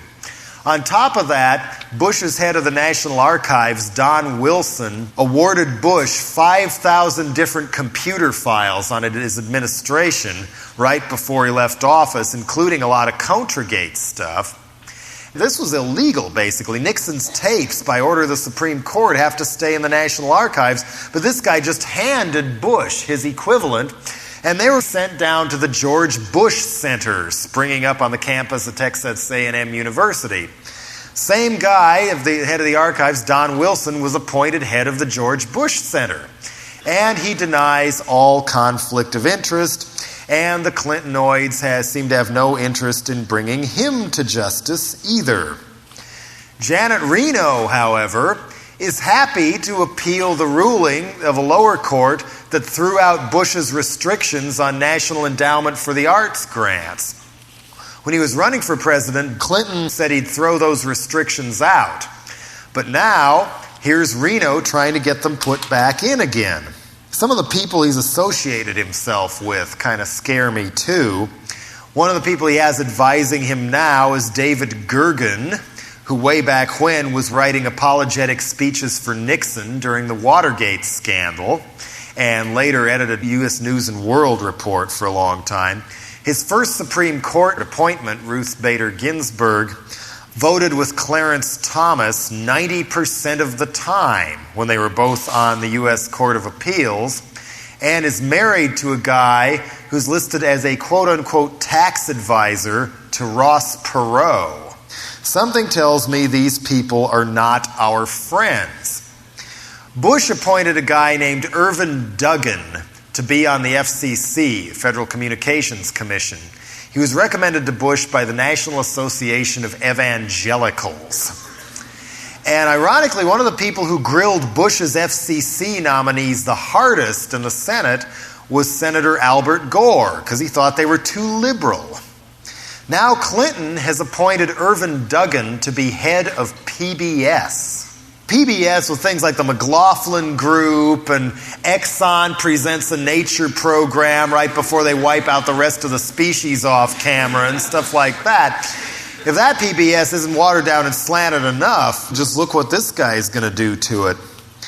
And on top of that, Clinton helped push through one of Bush's pet projects, Freudian slip, the NAFTA Treaty, North American Free Trade Agreement with the U.S., Mexico, and Canada.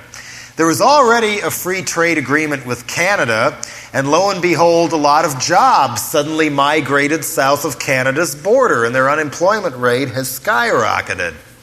They also used that part of the NAFTA treaty to gut an American ban on asbestos, which causes cancer if you breathe it in the workplace or through your vents or whatever. Now it gets to come back in because keeping it out is a barrier to free trade. Now with Mexico, it works the same way.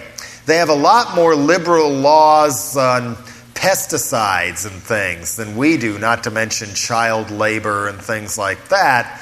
So if some food comes across the border, like some produce that's got DDT, which is still legal down there, drenched all over it, we have no way of stopping it. We have no way of even knowing that it's got it on it or that it came from Mexico. There's no regulations saying they have to say where it came from or anything. And this way they could also bring in jaguar skins and other endangered species pelts and things, because after all, keeping them out is a barrier to free trade. If you don't want to buy products that were made with child labor or people who can only make $6 a day and have to wear those aforementioned shabby sandals and live in tiny apartments, can't shut that down because it's a barrier to free trade. In a Wall Street Journal poll, 40% of the corporate executives in it said, hell yeah, we're moving to Mexico after NAFTA goes through.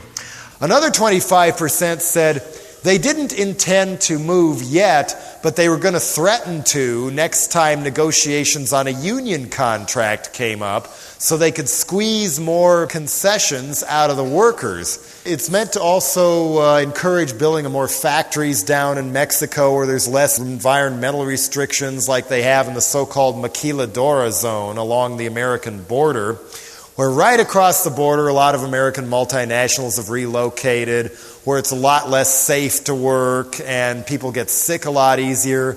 A lot of the pollution blows back over into this country. And what do you know? There's a birth defect epidemic already in El Paso, Brownsville, and McAllen, Texas. And NAFTA was negotiated almost completely in secret. I feel very leery of any treaty that was negotiated in secret. Environmental groups, labor union groups, consumer advocates had the door slammed on them. It was just dickering between multinational corporations and multinational corporations, with a few government officials sympathetic to multinational corporations thrown in.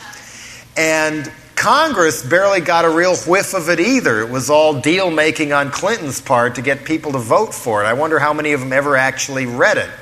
After all, it was a 1,000-page document that they were given 1 hour in one specific room to view before voting on it. In an earlier agreement with Bush, Congress had agreed to a fast-track debate on NAFTA where they'd only debate it for 20 hours, and since it's a treaty, they couldn't add any amendments to it or change the language. Free trade is not such a bad thing, But they could have used that to bring Mexico's standard of living up to ours instead of the other way around by putting in requirements that they meet environmental laws and that they treat their workers well and things like that. But instead, it's the other way around. And the Bush administration even did an in-house study of the possible economic effects of NAFTA on the American economy. And I guess they didn't like what it said because they then classified the study. A reporter for the San Francisco Bay Guardian tried to get a hold of this study under the Freedom of Information Act and instead was greeted with a visit by the FBI. Clinton's FBI. And if you like NAFTA, you'll love GATT, General Agreement on Trade and Tariffs, which is designed to be a worldwide version of NAFTA, where, say, even the state of Washington or a town of Bellingham or Seattle or Olympia or somebody passes a real strict environmental or recycling law, or says we're going to boycott all products that were made with child labor or prison labor in China or whatever. China could then complain under GATT saying this is interfering with free trade, and the local law would be wiped out from thousands of miles across the ocean. All you'd need would be one Tin Horn Noriega-type dictator somewhere to say this is interfering with free trade, and your own local laws or union contracts or whatever are thrown out the window. Mexico has already used the old GATT treaty against America's ban on importing tuna that was caught in gill nets. You know, those big drift nets that catch tuna and every damn other thing that comes into it, including a lot of dolphins, and is decimating a lot of species in the ocean.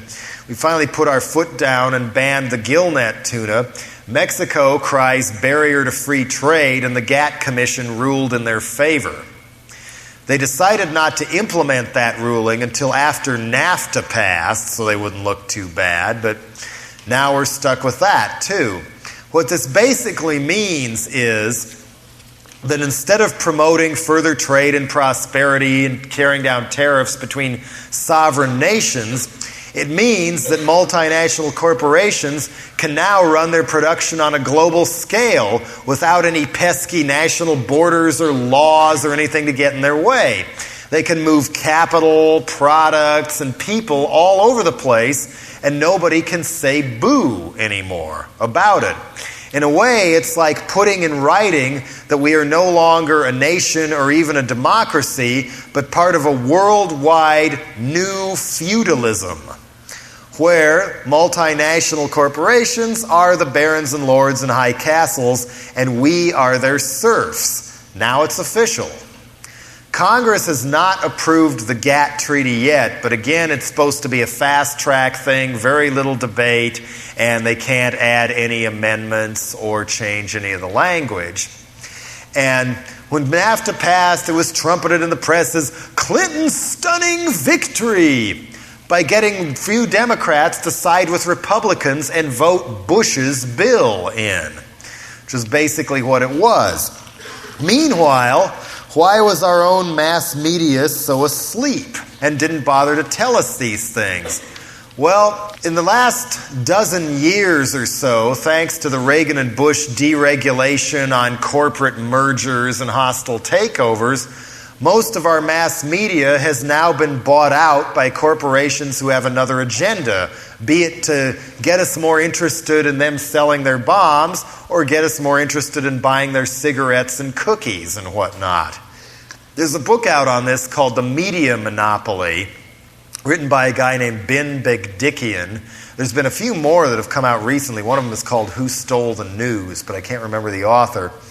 Anyway, Begdickian documented in his first edition, which came out in 81 or so, that 80% of all mass media in the Western world, not just America, but the Western world, was in the hands of a little over 40 global corporations, all run by conservative white men.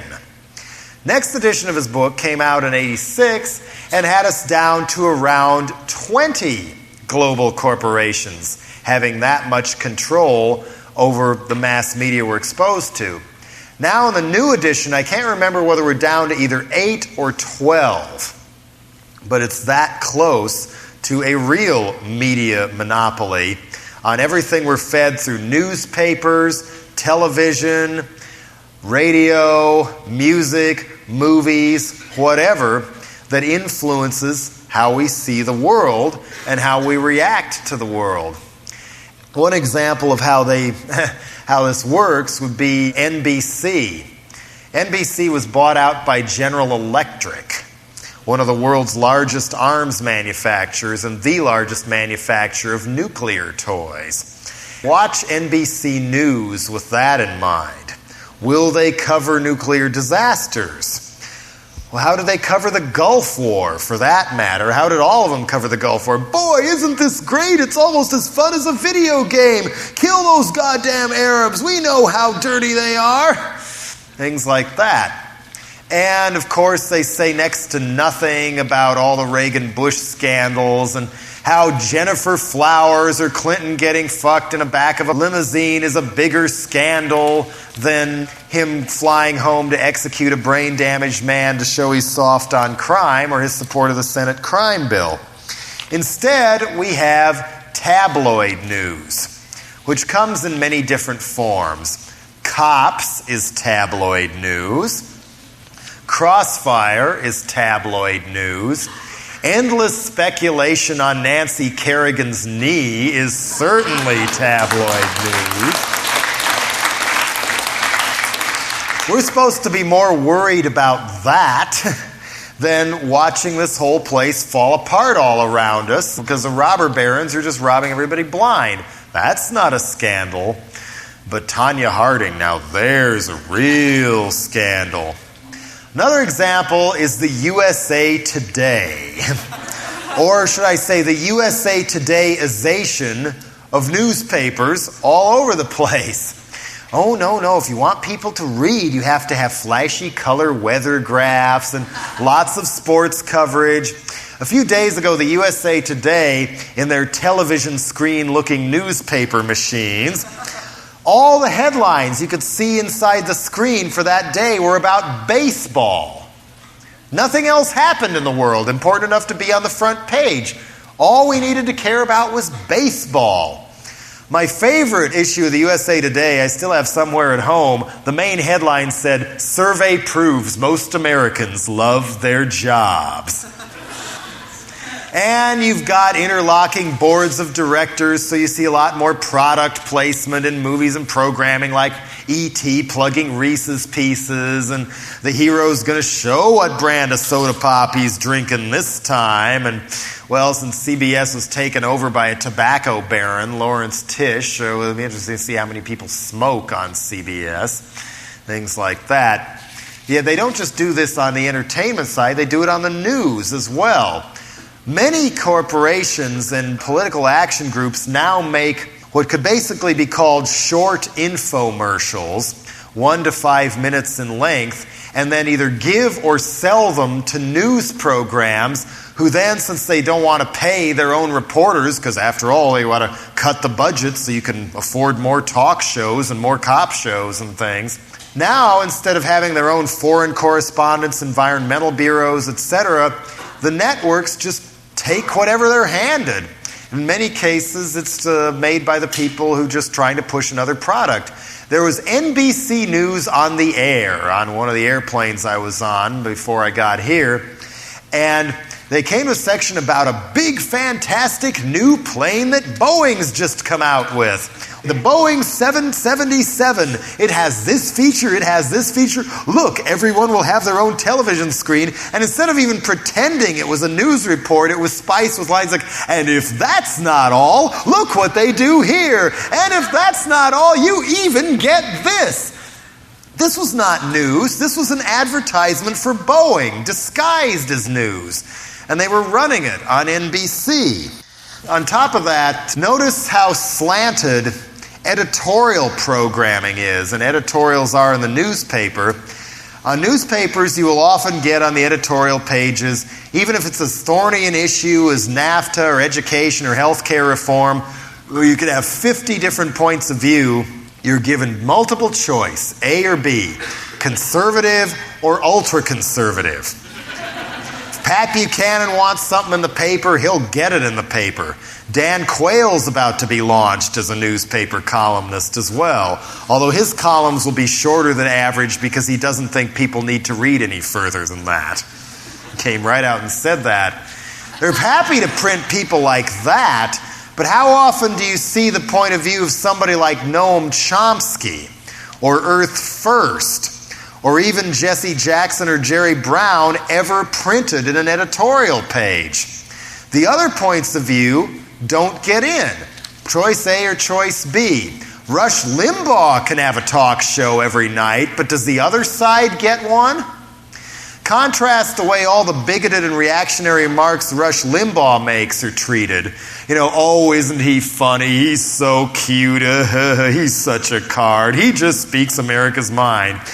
Then if Louis Farrakhan says something similar, he's demonized as this Hitler in the cover of Time magazine or something.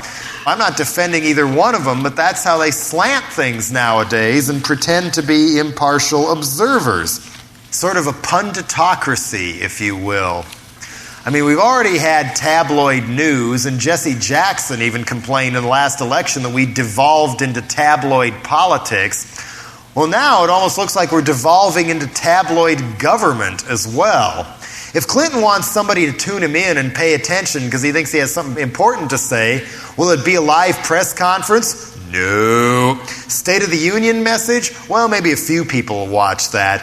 But if he goes on Larry King, now that's a big deal, and then people will watch him. The NAFTA argument, the way they presented it was, you either get the Clinton administration line, or the opposition, we anoint the leader, is Ross Perot. The other points of view from environmentalists, and Jesse Jackson was against the NAFTA, Ralph Nader was against it, but they wouldn't let him go debate with Al Gore on Larry King. Only a right-wing crackpot was presented to the American public as being, this is what the opposition to NAFTA is all about.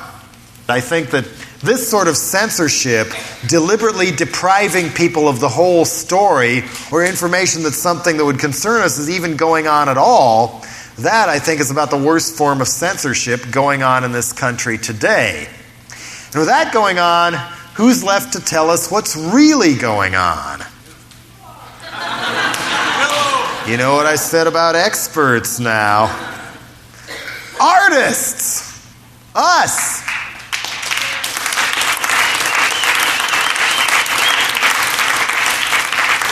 Writers, filmmakers, journalists, musicians.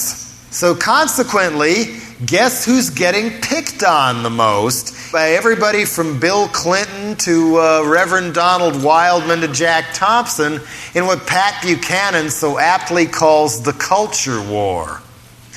Information-oriented musicians. The ones who paint a picture of what's going on in this country that might be different from what the powers that be would like us to know, especially rappers.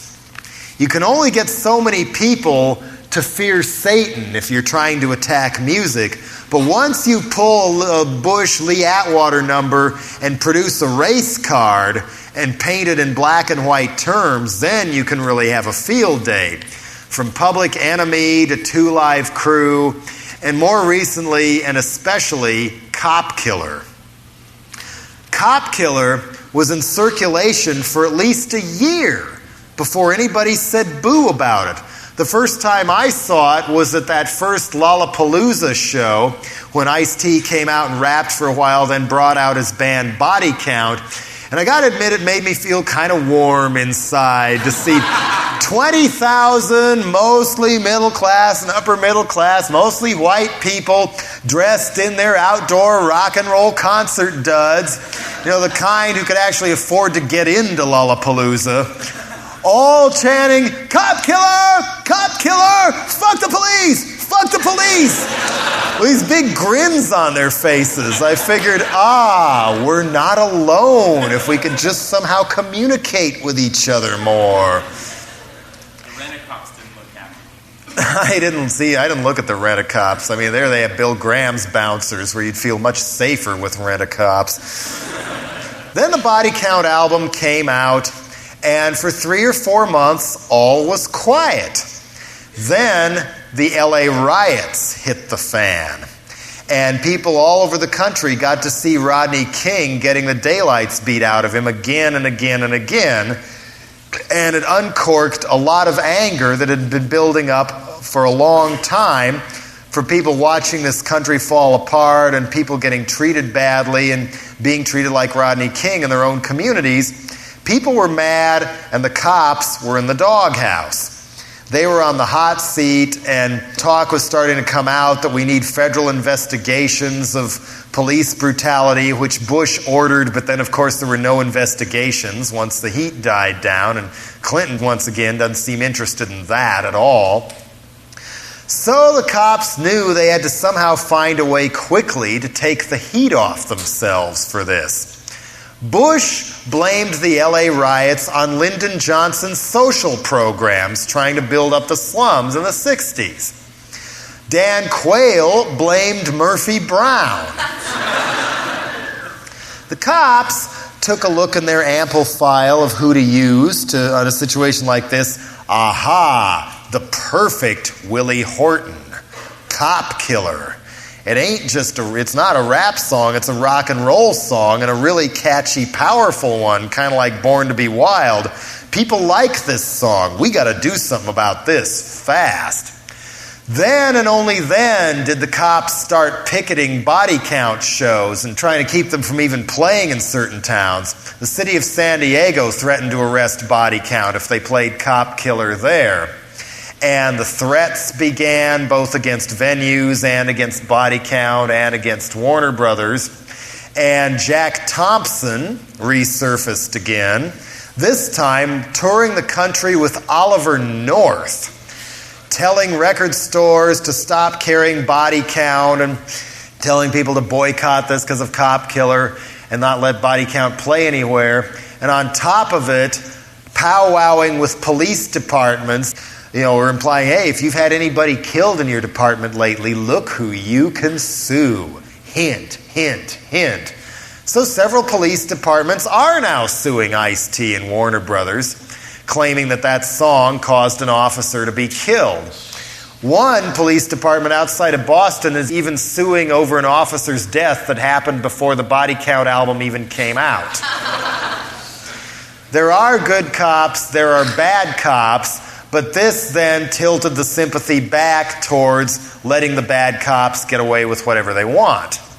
Then came the Warner Brothers annual stockholders meeting in LA. The cops showed up in force to picket the entrance, and you got to admit that a pro-choice demonstration is not nearly as intimidating as trying to run the gauntlet of a bunch of cops. Inside, it must have been a real circus.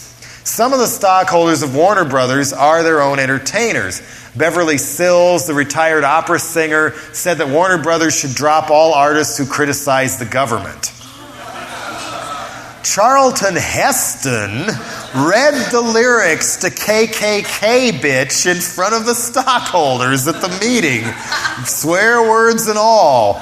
That I would love to have seen on video. One of those pompous actors in Hollywood history. You can't throw me to the lions. I'm Charlton Heston. Reading the lyrics to KKK Bitch. Oh, God, would I kill for a video of that. Warner Brothers didn't boot Ice-T then, but soon the pressure came down and Cop Killer was off the Body Count album. Not even that would do. It was time to crucify and vilify Ice-T and Body Count all the way to set an example and intimidate other artists for saying anything bad about the government or the cops. Soon, Ice-T and Body Count and their back catalog were all off of Warner Brothers. Whether Ice jumped or whether he was pushed depends on who you talk to. But according to Rock and Rap Confidential, Warner's dropped at least 10 other rappers at the same time, just the ones who said something nasty about the police. Talking about beating women or shooting people in drive-bys was still perfectly okay in the family values era, Warner style, but if you said something bad about the cops, you lost your contract at that point. the ball just keeps rolling along. After that, Newspeak decided to run yet another cover story blaming so-called gangsta rap for the alleged crime wave going on right now. They didn't bother to mention that a lot of these gangs didn't exist until Reagan got into power.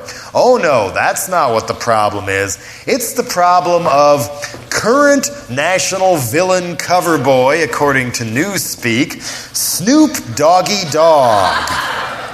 What kind of a cartoon tabloid society are we living in when the arch villain we're all supposed to cower under our beds over is named Snoop Doggy Dogg? Life is getting strange in the era of the punditocracy here. And even though he's quite the sex symbol in hip-hop circles and people buy posters of his face and have him on t-shirts, here, of all the pictures they could have chose, they choose one where he's sneering at the camera with a hat on so you can't see his fro or his cornrows or anything, almost as though he was a rabid animal that you wouldn't want in your neighborhood, let alone in your kid's music collection.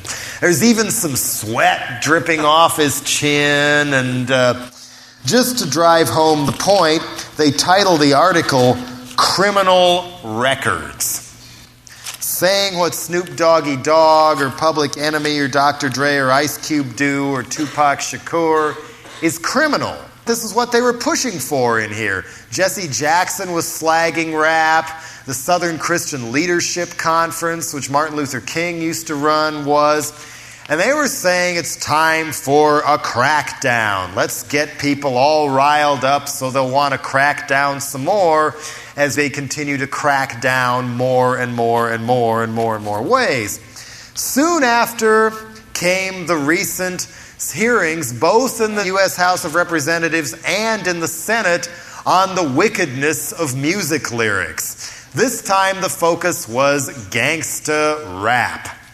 Instead of going after Satan or teen suicide like they did with Tipper's hearings that her husband helped arrange in 1985, the one that Zappa testified at, this time the first one was chaired by a congresswoman from Chicago named Cardis Collins, who was so well informed about her subject, I wound up on her shit list. Yes, I too am now a wicked gangster rapper. Yo, MC Jello Biafra, on track and coming at ya. Of course, it was the same 4 lines out of Dead Kennedy's I Kill Children song, which was put out on our first album clear back in 1980, written when I was 19 years old, about, when you get to the bridge, that was supposed to be the key to the song, where it's asked the question, what causes so many mass murderers in this country? We have more mass murderers documented in America in the past 20 or 30 years than in all other countries in recorded history combined. Why is that? That's what I was trying to do with that song, but according to Cardis Collins and Tipper Gore, and if you trace it further back, the first people who complained about it were that group on the back of the original cover to Fresh Fruit for Rotting Vegetables, who later sued. Then it was in the hands of Pat Robertson's 700 Club. Then Jim and Tammy complained. Oh, then it made it up to Tipper Gore and now to Cardis Collins. The same 4 lines out of context every time. And Dionne Warwick testified about the wickedness of gangster rap. And I can't remember whether Jesse Jackson did or not, but another one who testified was a woman named C. Dolores Tucker of the National Political Congress of Black Women. A shadowy group I'd really like to know more about. Are they a grassroots civil rights organization, or are they a Clarence Thomas stealth job? I suspect the latter because Tucker has been using Operation Rescue tactics against record stores in the Washington, D.C. area, having her people link arms to block the entrance to music stores so people can't buy rap music. And those hearings in the Senate were chaired by Carol Moseley Braun of Chicago. Once again, an African-American woman leading the charge to keep the fundamentalists behind the scenes and try to recast it as a feminist issue and as one where they're trying to take issue with rappers who are supposedly destroying the black family by talking about destruction of the black family or something like that. Blame the messenger, in other words. Braun, by the way, is also an Inkatha supporter, thanks to her boyfriend being employed by them, at least at one time, and also tried to add a rider to the Senate crime bill, lowering the minimum death penalty age for these federal death penalty crimes to 13. So, let's see, who else testified at this one? Don Cornelius of Soul Train. He tried to write both sides of the fence. He gave an eloquent defense of where these lyrics spring from and how it's a cry for help and maybe we should try and do something about the problems that spawn this, and then came around and said we needed a stricter rating system anyway. Both these hearings finally came to the conclusion that, yes, we need a law enforcing ratings on music. Not voluntary, like the movie rating system, enforced by law. Unfortunately, it's gotten so bad, they may not even need to enforce it by law. You don't need Tipper Gore anymore when you've got local religious right vigilantes like the woman who got the Washington anti-erotic music bill passed. They get plenty of how-to advice from Tipper Gore's book, and also through the extensive religious right computer mailing lists, the most organized in this country. You get on Robertson's mailing list, you're going to get on some more, and in addition to telling you how to attack gay people through the ballot box and how to go after your local school boards, they tell you how to pick on live music venues and record stores as well. On top of it, it's even trickled down to the point where they finally did their first criminal conviction of a fanzine, an underground zine in Florida. A cartoonist named Michael Diana, who did a magazine called Boiled Angel, which had a lot of graphic depictions of child abuse and various different sex acts and things. He was put on trial in his home area of Pinellas County, Florida, and over a zine that had 300 subscribers, he got 3 years probation, $3,000 fine, 1,248 hours of community service, and a judge ordering him not to publish or even create privately any more drawings that might be deemed obscene. His probation officer can enter his home without a warrant at any time to make sure he's not drawing anything that judge might not like in his private bedroom. And he's to have no contact with anybody under the age of 18, even though he works in a convenience store for a living.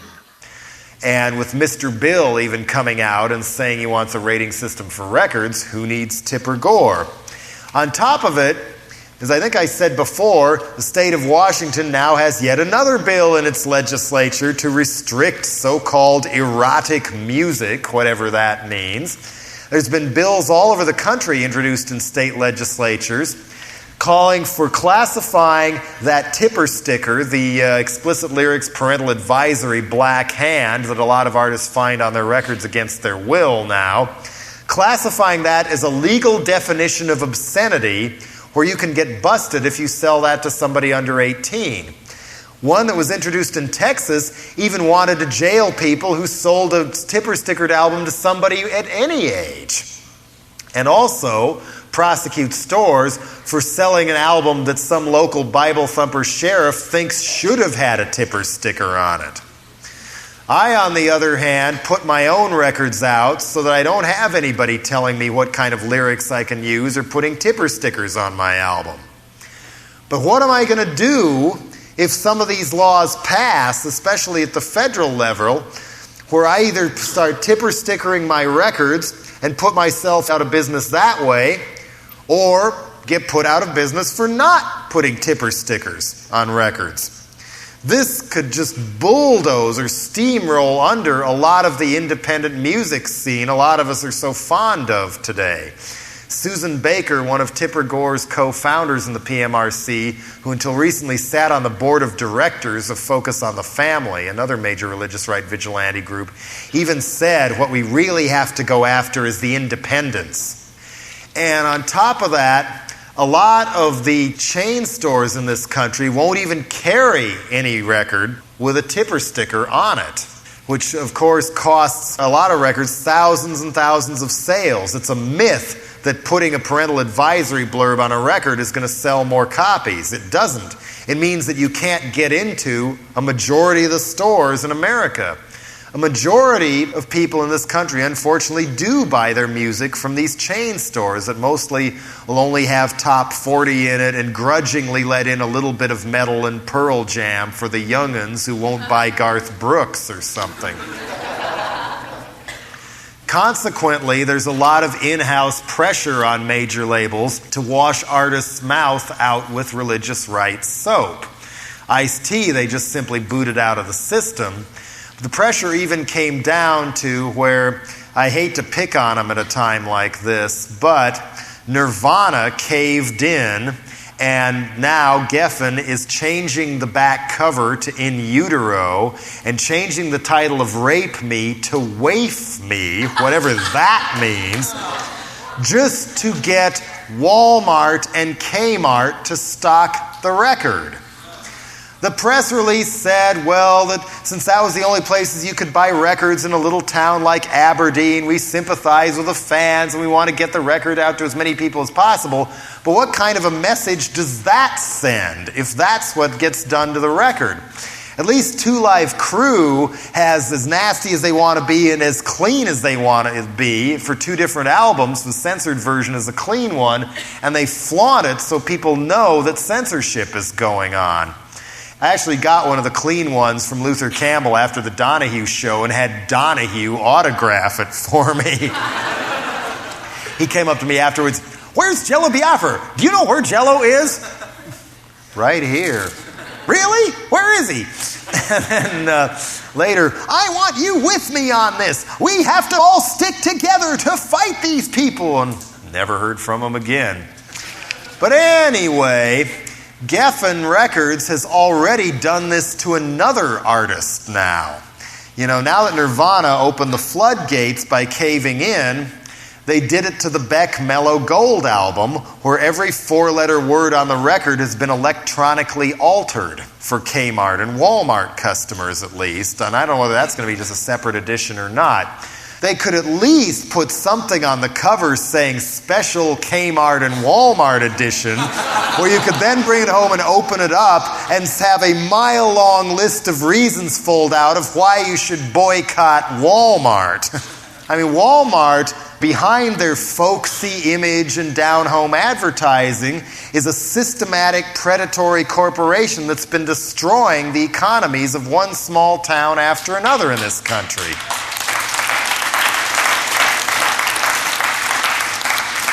It's well documented that when Walmart comes to town, of course their prices are lower and they also drive wages down. And if the little mom and pop stores that have been struggling to compete in an age of strip malls, often as not they cave in, so the only place you can buy anything is at Walmart. And well, maybe if your business collapsed, maybe the wife could ring the cash register at Walmart for minimum wage, but basically, a lot of your reasons for living in a small town are gone. It's a feudalistic system where you're all peasants and then you got to go to the Baron High Castles. What was that? Walmart's gotten into Canada. They're moving into Mexico big time, too. NAFTA's not going to do Mexico a lot of good either. Wages have already been cut in half in Mexico in the past few years. Now they're just going to put the screws on further. Some Mexicans reacted against NAFTA through the rebellion in the Chiapas state. The Clinton administration's response was to increase military aid to Mexico. Back to Walmart. Walmart was run until his death by Sam Walton, who by underpaying all these people and ripping everybody off, he became the richest man in the history of the world. He died with more money even than the Sultan of Brunei or any of the oil sheiks or anything. And he was also religious right. Jimmy Swaggart, his buddy, once told him to kick all rock magazines out of Walmart, and he did, including Tiger Beat. Walmart hardly stocks any metal or any rap. And so if you are isolated in one of these towns and they have their way, oh, you really want to get down and rock and roll, huh? How about some Garth or some Travis Tritt here or something like that? Did anybody know that until Clinton ran for president, Hillary Clinton was on Walmart's board of directors? Yeah. And if you like Walmart, you'll love Blockbuster Video. Another one of the most predatory creatures in the dumbing down of our entertainment world, again owned and operated by a religious rights sympathizer and major contributor to the Republican Party named H. Wayne Huizenga, who got his money to start Blockbuster by selling off his old company, Waste Management Incorporated, one of the most notorious toxic waste dumpers in the world. And he's so conservative that no NC-17 movie, the modern X rating, gets into any Blockbuster outlet. Any European film that's unrated that might have a square inch of breast for a split second can't have that in Blockbuster. But they're happy to rent Dirty Harry and Rambo to 5-year-old kids. Just like Walmart might not want to sell you a metal album that would make you want to kill yourself, but they're happy to sell you a gun. Family values, American style, once again. Blockbuster has also gobbled up a couple of music store chains. Sound Warehouse and Music Plus are now owned by Blockbuster. And a former employee of one of those stores in Austin, Texas, told me that when the Blockbuster people moved in, they not only kicked out all the Playboy videos, they kicked out metal and rap as well. And most so-called alternative, except for something like Pearl Jam, which they had to carry at the time, or something like that. Otherwise, that was all kicked out. And Blockbuster has gotten so powerful and so big, according to the San Francisco Chronicle, last year they made more money than their top 375 competitors combined. And Hollywood is taking notice. According to the SF Weekly, they now screen their movies in advance for Blockbuster representatives who suggest that they might not want to stock it because of this or that. They then cut that out of the movie before we get to see the movie in theaters. So Blockbuster has an unseen hand in censoring the films even before we can see them in theaters. And they also went in, or Huizenga went in with Viacom when they gobbled up Paramount Pictures in yet another hostile takeover. His reward was a vice president's chair inside Viacom. Viacom owns MTV. If Huizenga gets to start messing with MTV, expect the content to water down and change. Not only would the bands get a lot wimpier, even than MTV often has now, but what do you want to bet Beavis and Butthead would be born again and be hawking Bibles next season?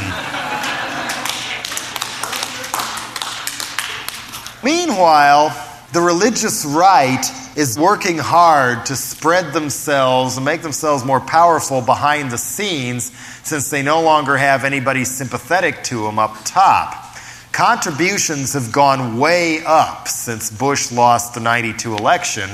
They were especially effective at using Clinton's proposed lifting the ban of gay people serving in the military as a way to raise contributions. Jerry Falwell's talking about getting back into it and reforming the moral majority. The people who inherited his clout and mailing us some financial base when he went back to preaching, supposedly Focus on the Family, based in Colorado Springs, they're getting more money and more powerful than ever before. Focus on the Family helped engineer the anti-gay rights amendment that passed in the state of Colorado. And Pat Robertson's Christian Coalition helped organize the Oregon Citizens Alliance and coordinate their anti-gay campaign last time. Even if the law doesn't pass, it does a lot of damage to the people in the community. The teen suicide rates have gone up in those areas. In Oregon, 2 lesbians were burned to death in an apartment building that was firebombed, and then the Christians came out to heckle the mourners later on. It brings out the viciousness and the bigotry in people and just keeps stoking the fire and stoking the fire.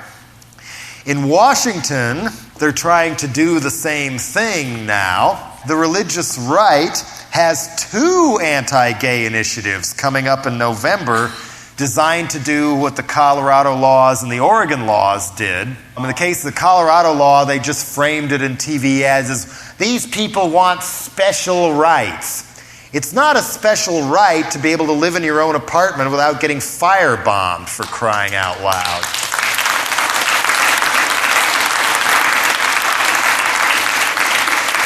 Or getting jumped and beat up on the way home from school, or being forbidden to teach school because what you do in your private life. One of these Washington initiatives even calls for taking away children of gay and lesbian parents.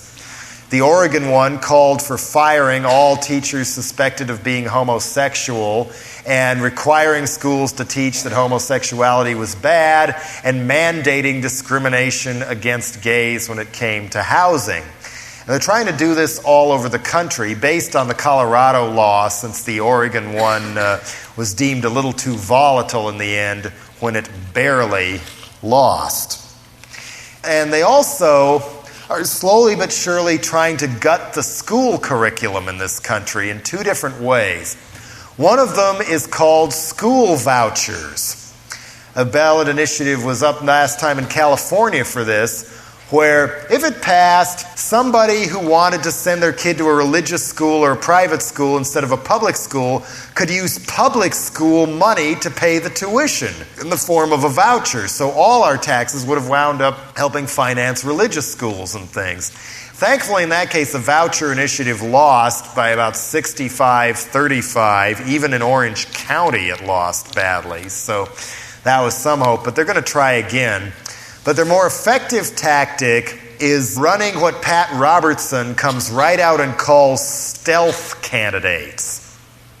The way a stealth candidate works is they pick an office, everything from state representative to school board, city council, county clerk or something, and they don't even tell the regular people in the community that they're running. They don't show up at all candidates' meetings. They'll just put flyers under windshield wipers in front of churches and tap into those religious right mailing lists to contact other like-minded bigots and raise some cash from Pat Robertson. Ironically, Pat Robertson gets all this money tax-free, claiming it's just a religious organization. And there are federal laws forbidding tax-deductible money to be used for direct political activity. Clinton could shut him down with a snap of a finger, and he won't do it. So Robertson takes in at least $200 million a year and disperses it partly to so-called stealth candidates. So then, sometimes, the election comes around, the stealth candidates wind up winning. In San Diego County, over half of them won. In the Vista, California school board, they got a majority first time out and immediately imposed teaching of biblical theory of evolution, not in science classes because the Supreme Court wouldn't let them, but instead they've put it in history and literature classes. They're mandating that everybody say Christian prayers before class begins, which must make it real interesting to be an atheist, a Muslim, or a Jew down there. Then another school board next door to them canceled a free breakfast for poor kids program on the grounds that it was interfering with family matters. And another school board in Central Florida canceled Head Start altogether because all these kids should be home with their mothers. So this is where it's real important to pay attention and register and vote.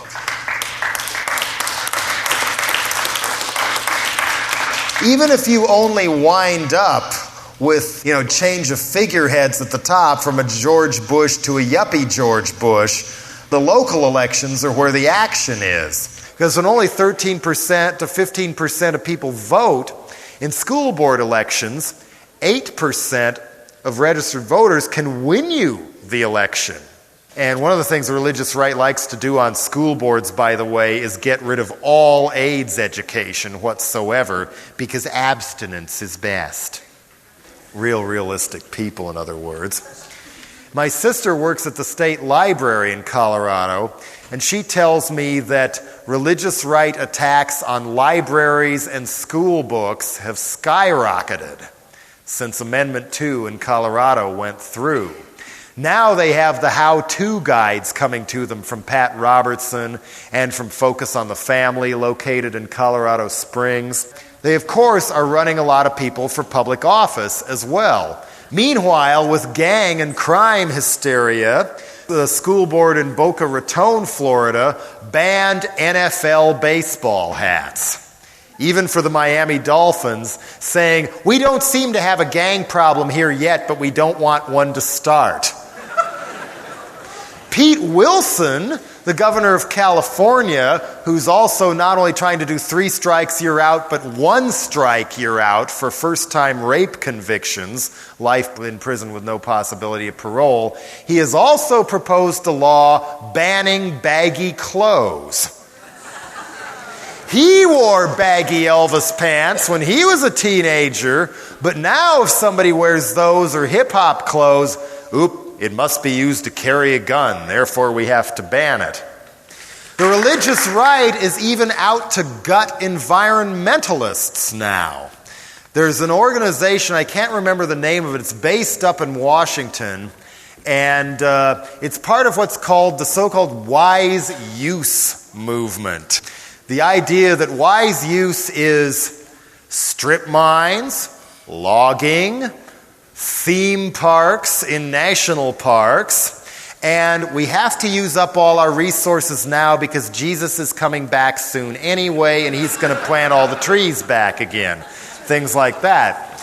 People bankrolling the wise use groups include Sun Myung Moon's Unification Church, Pat Robertson, Jesse Helms is even involved in this.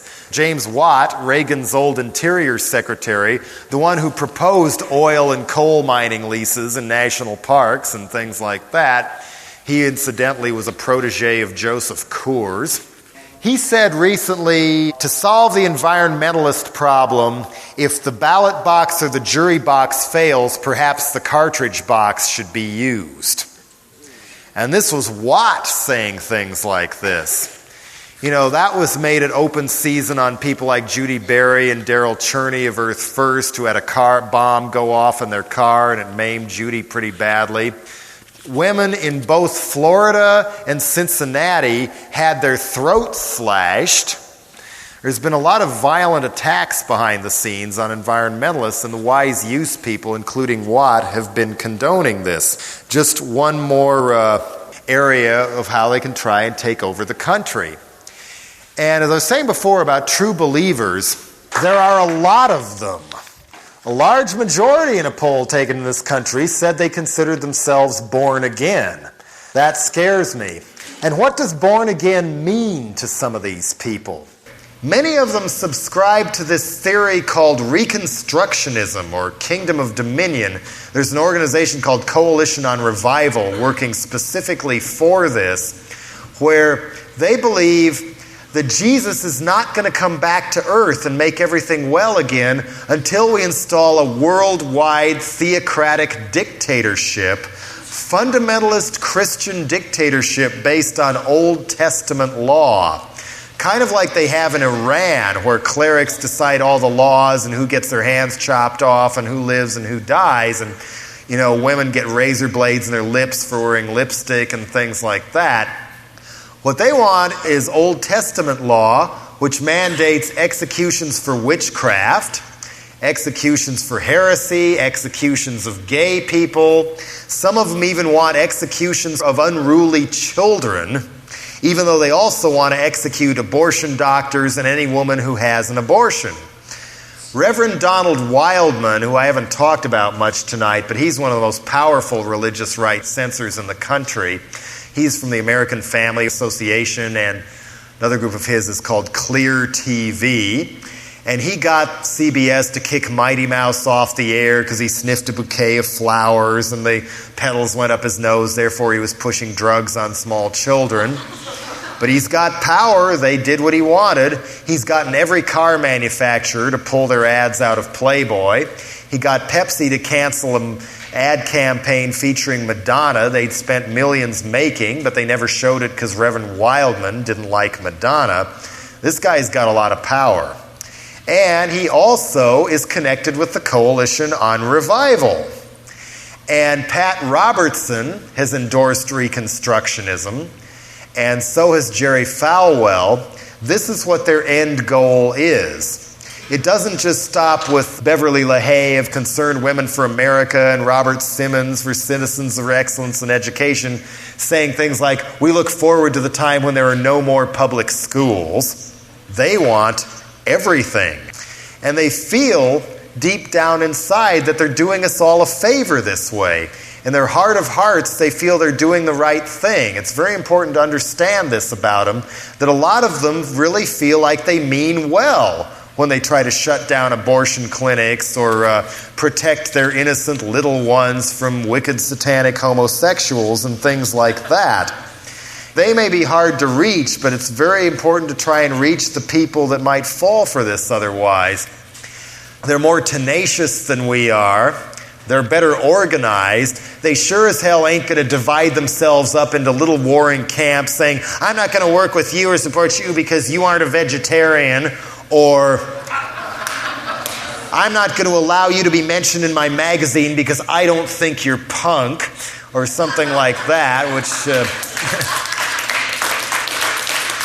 It's far more important to argue over whether neurosis is more punk than screeching weasel than it is to fight the fascist and religious right. This is why we never get anywhere, is mentality like this.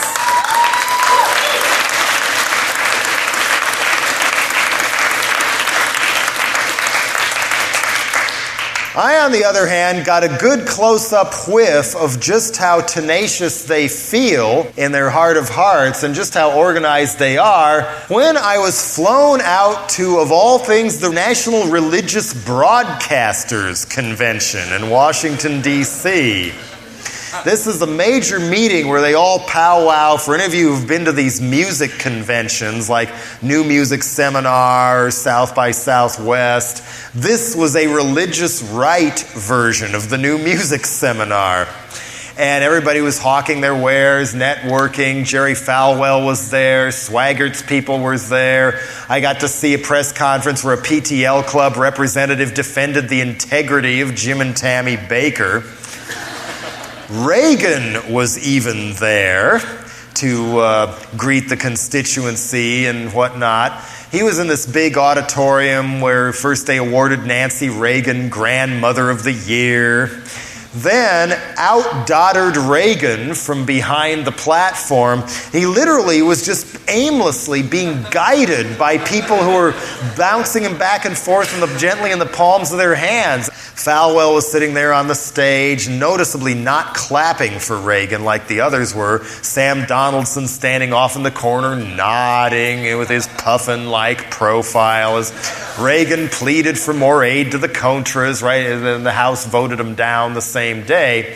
What really struck me was how much makeup Reagan had on. He had on more makeup than Nancy. You could stick a nickel in the amount of powder and cake he had up there.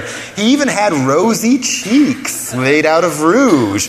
I thought, my God, here's 1,000 or 2,000 the most rabid, powerful homophobes in this country, and none of them are saying boo at the drag queen in their midst.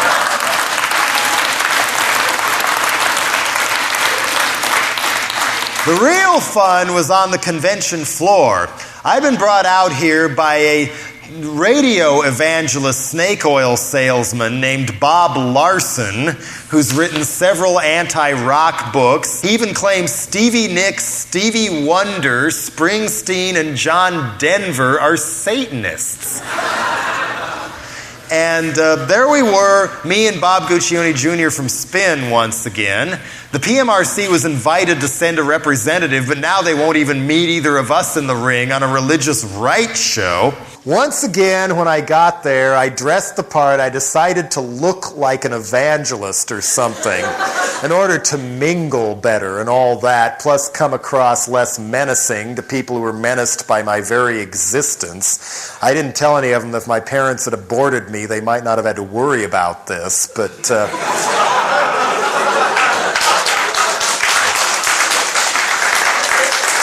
Anyway, Larson is out there, and he is such a blatant con man, he even got caught red-handed after Oral Roberts was threatening to die unless he got $8 million. Larson was then caught laying the groundwork to fake a catastrophic illness to raise contributions, according to Westward Magazine in Denver. Anyway, down on the convention floor, we're on this platform only about the size of a couple cafeteria tables with all these other conventioneers all standing right up against us 2 or 3 feet from our eyes, just glaring at us. As we sat there while Bob Larson stood in front of a big television screen, announced he was going to show a terrible Billy Idol video that had lesbian sex in it. And when it got to the point it had lesbian sex, or so he thought, he cut the video, saying he wouldn't want to offend anybody's family values, and also that would mean he wouldn't have to prove there was lesbian sex in the video. His lack of research was amazing. It was his reckless lack of research was amazing. Bob Guccione Jr., a devout Catholic, caught him quoting the Bible wrong on his own show. Every single commercial during his show, which was a live broadcast from the convention floor, was for Bob Larson. And when he got to me, he said, "Well, aren't you a Pied Piper leading people to hell? Isn't that what that song Hell Nation is about?" I was saying, no, I didn't even write that song. Our drummer wrote that song about growing up black in St. Louis. Then eventually the audience jumped in. Cops for Christ from Brooklyn was especially vocal. "You guys should get down with us in the trenches. You should ride the subways and see what it's really like and see why these people need to be brought to Jesus." And afterwards, I did get to chat with some of the people who'd been glaring at me. Once again, I dressed the part with a pinstripe suit and slicked my hair back evangelist style and all. I did have to wade through a little bit of muck to try and communicate with them. A lot of, "I didn't realize musicians could be intelligent," sort of remarks. Some of them I was able to see why they felt they were doing right and try and get through to them why we felt I was doing right and maybe we could live in the same world if one didn't try to force their point of view on the other by fucking with the laws and stuff like that. And some of them were actually open to that. Others, however, come up to me, "Oh, I saw you on the Larson show." Stare, stare. "You have such nice eyes." Stare, stare. "But I know there's something missing in your life. I can tell there's something lacking back there. Bye," I'd say.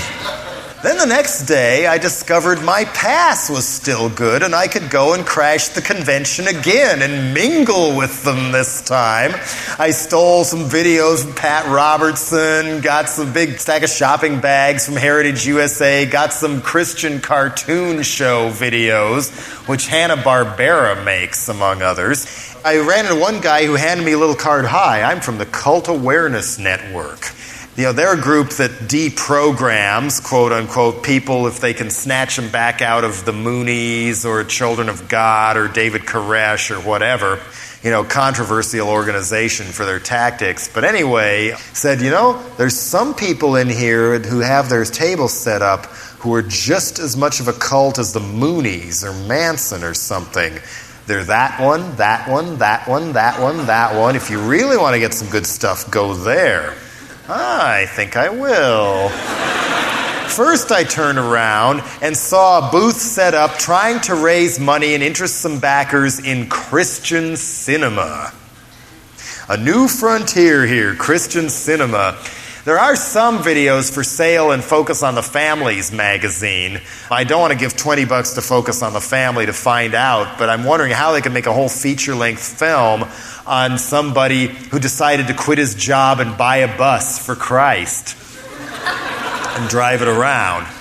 Most of the booths on the convention floor was divided about half and half, religion for profit people and satellite equipment salesmen.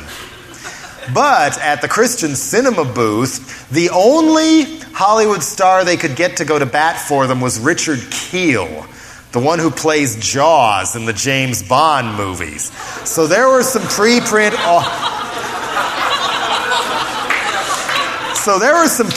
autograph photos of Richard Kiel with those Jaws teeth on, grinning at you, "God bless you, Richard Kiel," with a biblical verse. And the movie they were trying to raise the money to make would star Richard Kiel as a Bigfoot monster who attacked a Montana town and then found Jesus.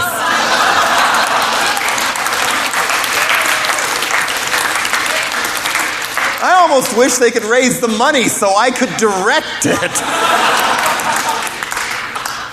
So then I moseyed down the aisle and looked at some other stuff and wound up at one of the booths pointed out to me by the Cult Awareness Network guy, Maranatha Campus Ministries. I don't know whether you've seen them up here or not, but I saw a display for them in University of South Florida and Tampa. They were advertising live Jim Morrison footage. Come see, lost concert footage of the Doors. But once they got you in, it was Jim Morrison worships the devil, Motley Crue worships the devil, Dead Kennedys worships the devil. We were in their video too. So I finally got one from the guy, realizing who they were. This weird younger guy with a Naugahyde plaid jacket that was definitely not from a thrift store, and rubber bands and wires all over the inside of his mouth and stuff. That glazed look in his eye of the true believer and the absolute follower. You've all seen that one before, I'm sure. Anyway, say, "Hey, thanks for the video. I'm in it." But then I couldn't get away because this other woman came out from maybe from that booth or another one. This older, short, tank-like woman with gap teeth grabs me in a wrestling hold or something. I couldn't get away from her. She was strong as a linebacker. "You know, you have such nice eyes. But I can tell there's something missing in your life. Come on, we're both going to pray right now. Come on, we're going to pray. Oh, Lord, please give my company the book rights when he converts." Religious right on parade for you in America today. But I said before, they are slowly but surely amassing power at the local levels behind the scenes.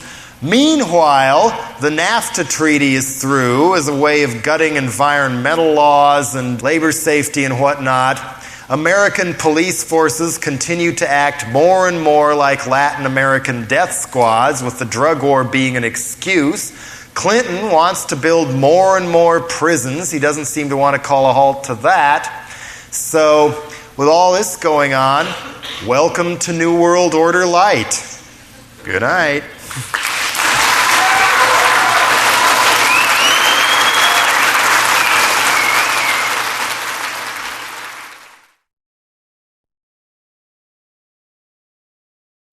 "Buy my soda," said the moose diarrhea salesman. And we did. We all did. But when we brought it home and opened it, it was not what we thought we were getting. And instead of searching for something better, we settled for searching for another moose diarrhea salesman. I remember how disappointed I was when my family brought home our first TV. It wasn't because it was black and white, but when you turned the TV on, President Kennedy wasn't on the screen. See, when we first went to the store to buy the TV, President Kennedy was there, in color, row after row of his head, all the way up to the ceiling. "Look, Eric, it's President Kennedy. See, it's President Kennedy. Hi, President Kennedy." I toilet trained late. On June 17th, 1963, the U.S. Supreme Court gave me the best birthday present a 5-year-old kid could ask for. They outlawed prayer in public schools right before I started kindergarten.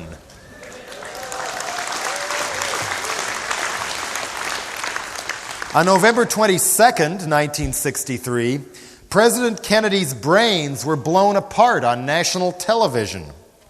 I came in from the yard and saw my mom crying on the couch. What did I do this time? I'd already made her cry once that day. Later, in that same living room, Lee Harvey Oswald was gunned down right before my eyes.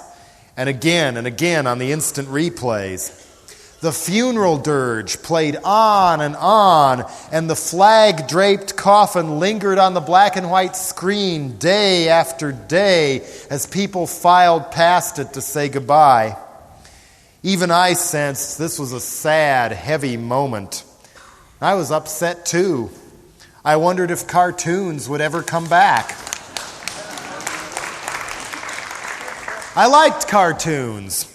Followed at 6 by NBC News. I watched both with equal fascination. My favorite cartoon characters at the time were Bullwinkle and Senator Everett Dirksen. Even then, I was a news hound, alive at a crucial time, alert to what I saw and what my family chose not to hide. If I asked them what a race riot was, they'd tell me. If I asked them, Daddy, what's Vietnam? They'd tell me. But I was terrified of going to Taos, New Mexico over spring vacation. I was afraid I might run into some greasy Mexican Frito Banditos there, with bullet belts and big hats who'd sneer at me as they leaned against what I knew was going to be grimy buildings. They might grab me and run off with me like I'd seen them do on cowboy shows. I was all for Negro civil rights. But when I saw in My Weekly Reader that Native American Indians wanted rights too, I couldn't believe it. How dare they ask for rights after all the trouble they caused on Daniel Boone? I grew up in Boulder, Colorado, about 4 miles from the Rocky Flats nuclear weapons plant. Only time will tell what that did to my brain. In first grade, on the playground, we'd play war. Sometimes even I joined the pack of boys all chasing one kid called the Jap all over the playground yelling, "Eh!" A lot of times the Jap was the only Vietnamese kid in our grade. He seemed feisty, not very friendly, and hid in the bushes a lot. I never heard of God till about 3rd grade. The same year I had to stay after school one day and write over and over again, I will not laugh during flag pledge. I will not laugh during flag pledge. Even my mom's still laughing over that one. At home, my dad would read us Greek, Roman, and Egyptian mythology as bedtime stories, and I had a choice to discover and decide on my own whether or not to believe in gods. That summer, on a family vacation, my dad drove me through the Detroit ghetto to show me up close why people get mad and start riots. It was exciting. We went to a big city, I saw the Henry Ford Car Museum, and I finally got to see some real slums. By the time we got back to my grandparents' place on the other side of Michigan, Detroit was on fire. And my grandparents had a color TV. Vietnam blew up in everyone's face. By 5th or 6th grade, everyone at my school knew who at school was for and against the war. The smiling storybook policeman was now a symbol of violent brutality and hate, especially after my dad came home from a trip saying an LA cop had stuck a shotgun in his belly when he came out to ask why they were blocking the entrance to the place he was trying to run a social work conference at in Santa Barbara, California. He said the cop was shaking as much as he was. Anti-war protests were a regular event across the street from my elementary school at the University of Colorado. Somewhere I still have my souvenir student strike band. I was one of the first kids in my school to have long hair. Paid for it, too. Somewhere around then was when my parents quit buying Coors beer. One night, one of my mother's student employees at the university library showed up at the front door of our house, frightened out of his wits that he was about to get picked up by the cops as a draft dodger and sent to prison. I was the only one home. Then one spring morning, my 6th grade teacher had the gall to start off the class by praising the National Guard for shooting 4 student protesters to death at Kent State. Something inside me snapped. Something inside me said, "This will not stand. This will not stand." Not for me anyway. Not now. Not ever. To rub it in, they forced us to sing almost all patriotic songs in the spring music program that year. I had a weapon, though. I was the worst singer in the class.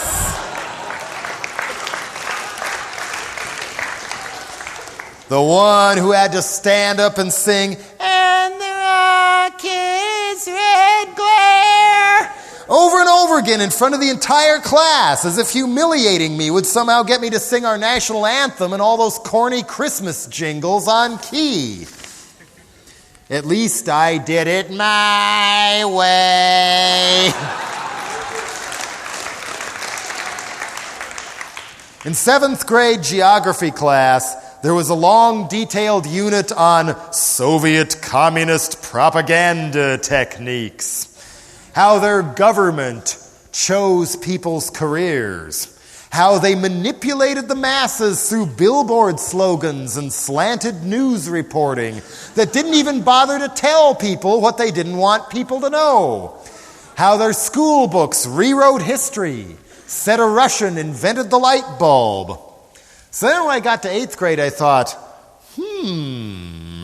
I wonder if some of these same propaganda techniques are in the American history books too. And sure enough, they were. Columbus discovered America. Eurocentric land grab speculators and religious fanatics came to visit and decided to stay to make the so-called New World civilized. It was bad enough finding out there wasn't a Santa Claus. Then I found out George Washington owned slaves. That such patriotic heroes as John Hancock and Samuel Adams were by modern definition terrorists. That our country was founded by agribusiness plantation pot growers who didn't feel like paying taxes, if that sounds familiar. That those pilgrims with the Guns N' Roses hats we drew pictures of in elementary school before every Thanksgiving were as wacko as Pat Robertson and later gave us the Salem witch trials. That Father Sarah and the conquistadores and the Yankee cavalry weren't so civilized towards the natives after all. Did a Russian invent the light bulb? How will we ever know? Much later, I got a hold of some old issues of Fortune magazine from 1941, early in the year, long before Pearl Harbor, and it was chock full of state-of-the-art full-page ads from those same global corporations we know and love today, bragging about all the money they were going to make when America entered World War II. Then later I hear that General Motors helped supply both the Allies and the Nazis, then sued the American government after the war for bombing their munitions factory in Dresden, and won. When I was 15, starting high school, I got called into the counselor's office. Eric, it's time for us to sit down and plan your career. What? I'm only 15. What about exploring? What about adventure? What about life? I don't want a career. I hate work. But Eric, look! We have a special hookup to the big computer out at the sprawling IBM factory in scenic Niwot, Colorado. You just tell the computer your skills. Do you have any hobbies, Eric? Tell it what you think you might actually be able to stomach doing the rest of your life in an age when meaningful work is a luxury. And the computer will choose your career for you. Cool. So I tried my sincere best and entered in my life story. My interests said I liked theater, broadcasting, forensics, music. You know, all the cool classes that are now getting cut because people are too busy spending their kids' inheritances to pay the taxes to support them. I was good at English, social studies, maybe math. And the computer, as computers did in those days, clinkety-clinkety-clinkety-clinked for a while, and eventually spat back that I should spend my high school years preparing to be a dental hygiene assistant.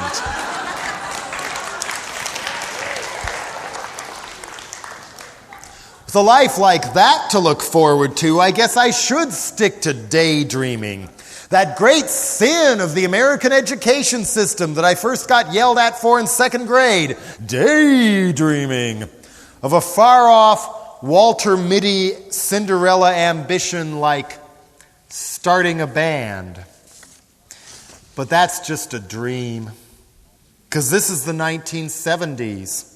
The sober, stupid, boring 70s that only a bonehead would want to bring back any part of in any form.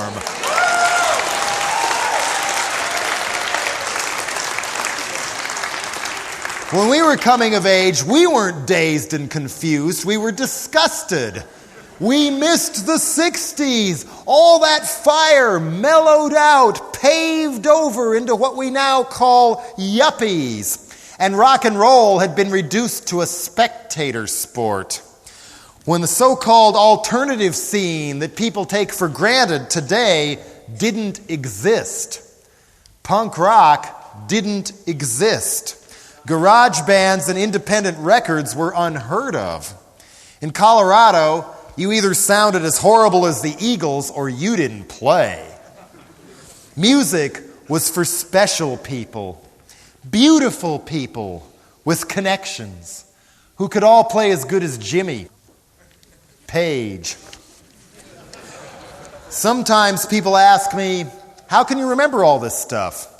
How could I forget? How could anyone forget? It makes me really sad and a little alarmed when someone my age I haven't seen in years tells me that I remember more of their own childhood than they do. That they have no tangible personal memories of Vietnam or even Watergate. We were 16 then. It was on everybody's lips. Senator Sam and those hearings were the best soap opera all summer. But no, sometimes they'll tell me, I don't remember much of anything from back then. I guess I had a bad childhood or something. But then if I start humming a TV commercial no one's heard in decades, bing! They recognize it instantly. That's scary. On my 14th birthday, future sham cult figure G. Gordon Liddy and his CIA renegade friends were caught red-handed in the Watergate apartments breaking into the Democrats' headquarters in what was supposedly a clean election in what is supposedly a free country. Burnt out from fighting against Vietnam or not, people fought back. We were pissed. But did we learn? Did we remember? Contragate is worse, and it's still with us. Government dope dealing, Inslaw, Iraqgate, BCCI. The mask is off again. This time, we embrace the face. I wonder why these things just don't register anymore. A few years ago, I couldn't even get myself kicked out of jury duty by wearing a Millions of Dead Cops t-shirt to court every single day.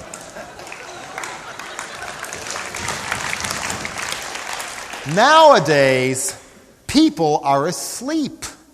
Nowadays, we've let ourselves be programmed to believe that figure skaters' knees and a Marine's missing weenie are bigger, more important scandals than the $250 billion banking swindle still going on while our rotting neo-banana republic is cracking apart at the seams for all to see. Programmed to believe that everything from immigrants of a different skin color to Snoop Doggy Dogg are more responsible for tearing apart our social fabric than conniving, greedy Republicans. It ain't the fault of the Japanese or even Tanya Harding that our hijacked, unconstitutional government of the people by corporations for corporations must be overthrown.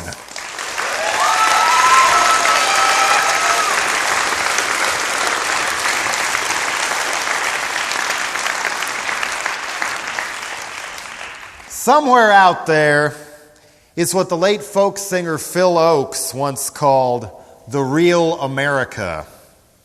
I agree that there is something in this land, in us, that is worth trying to hang on to.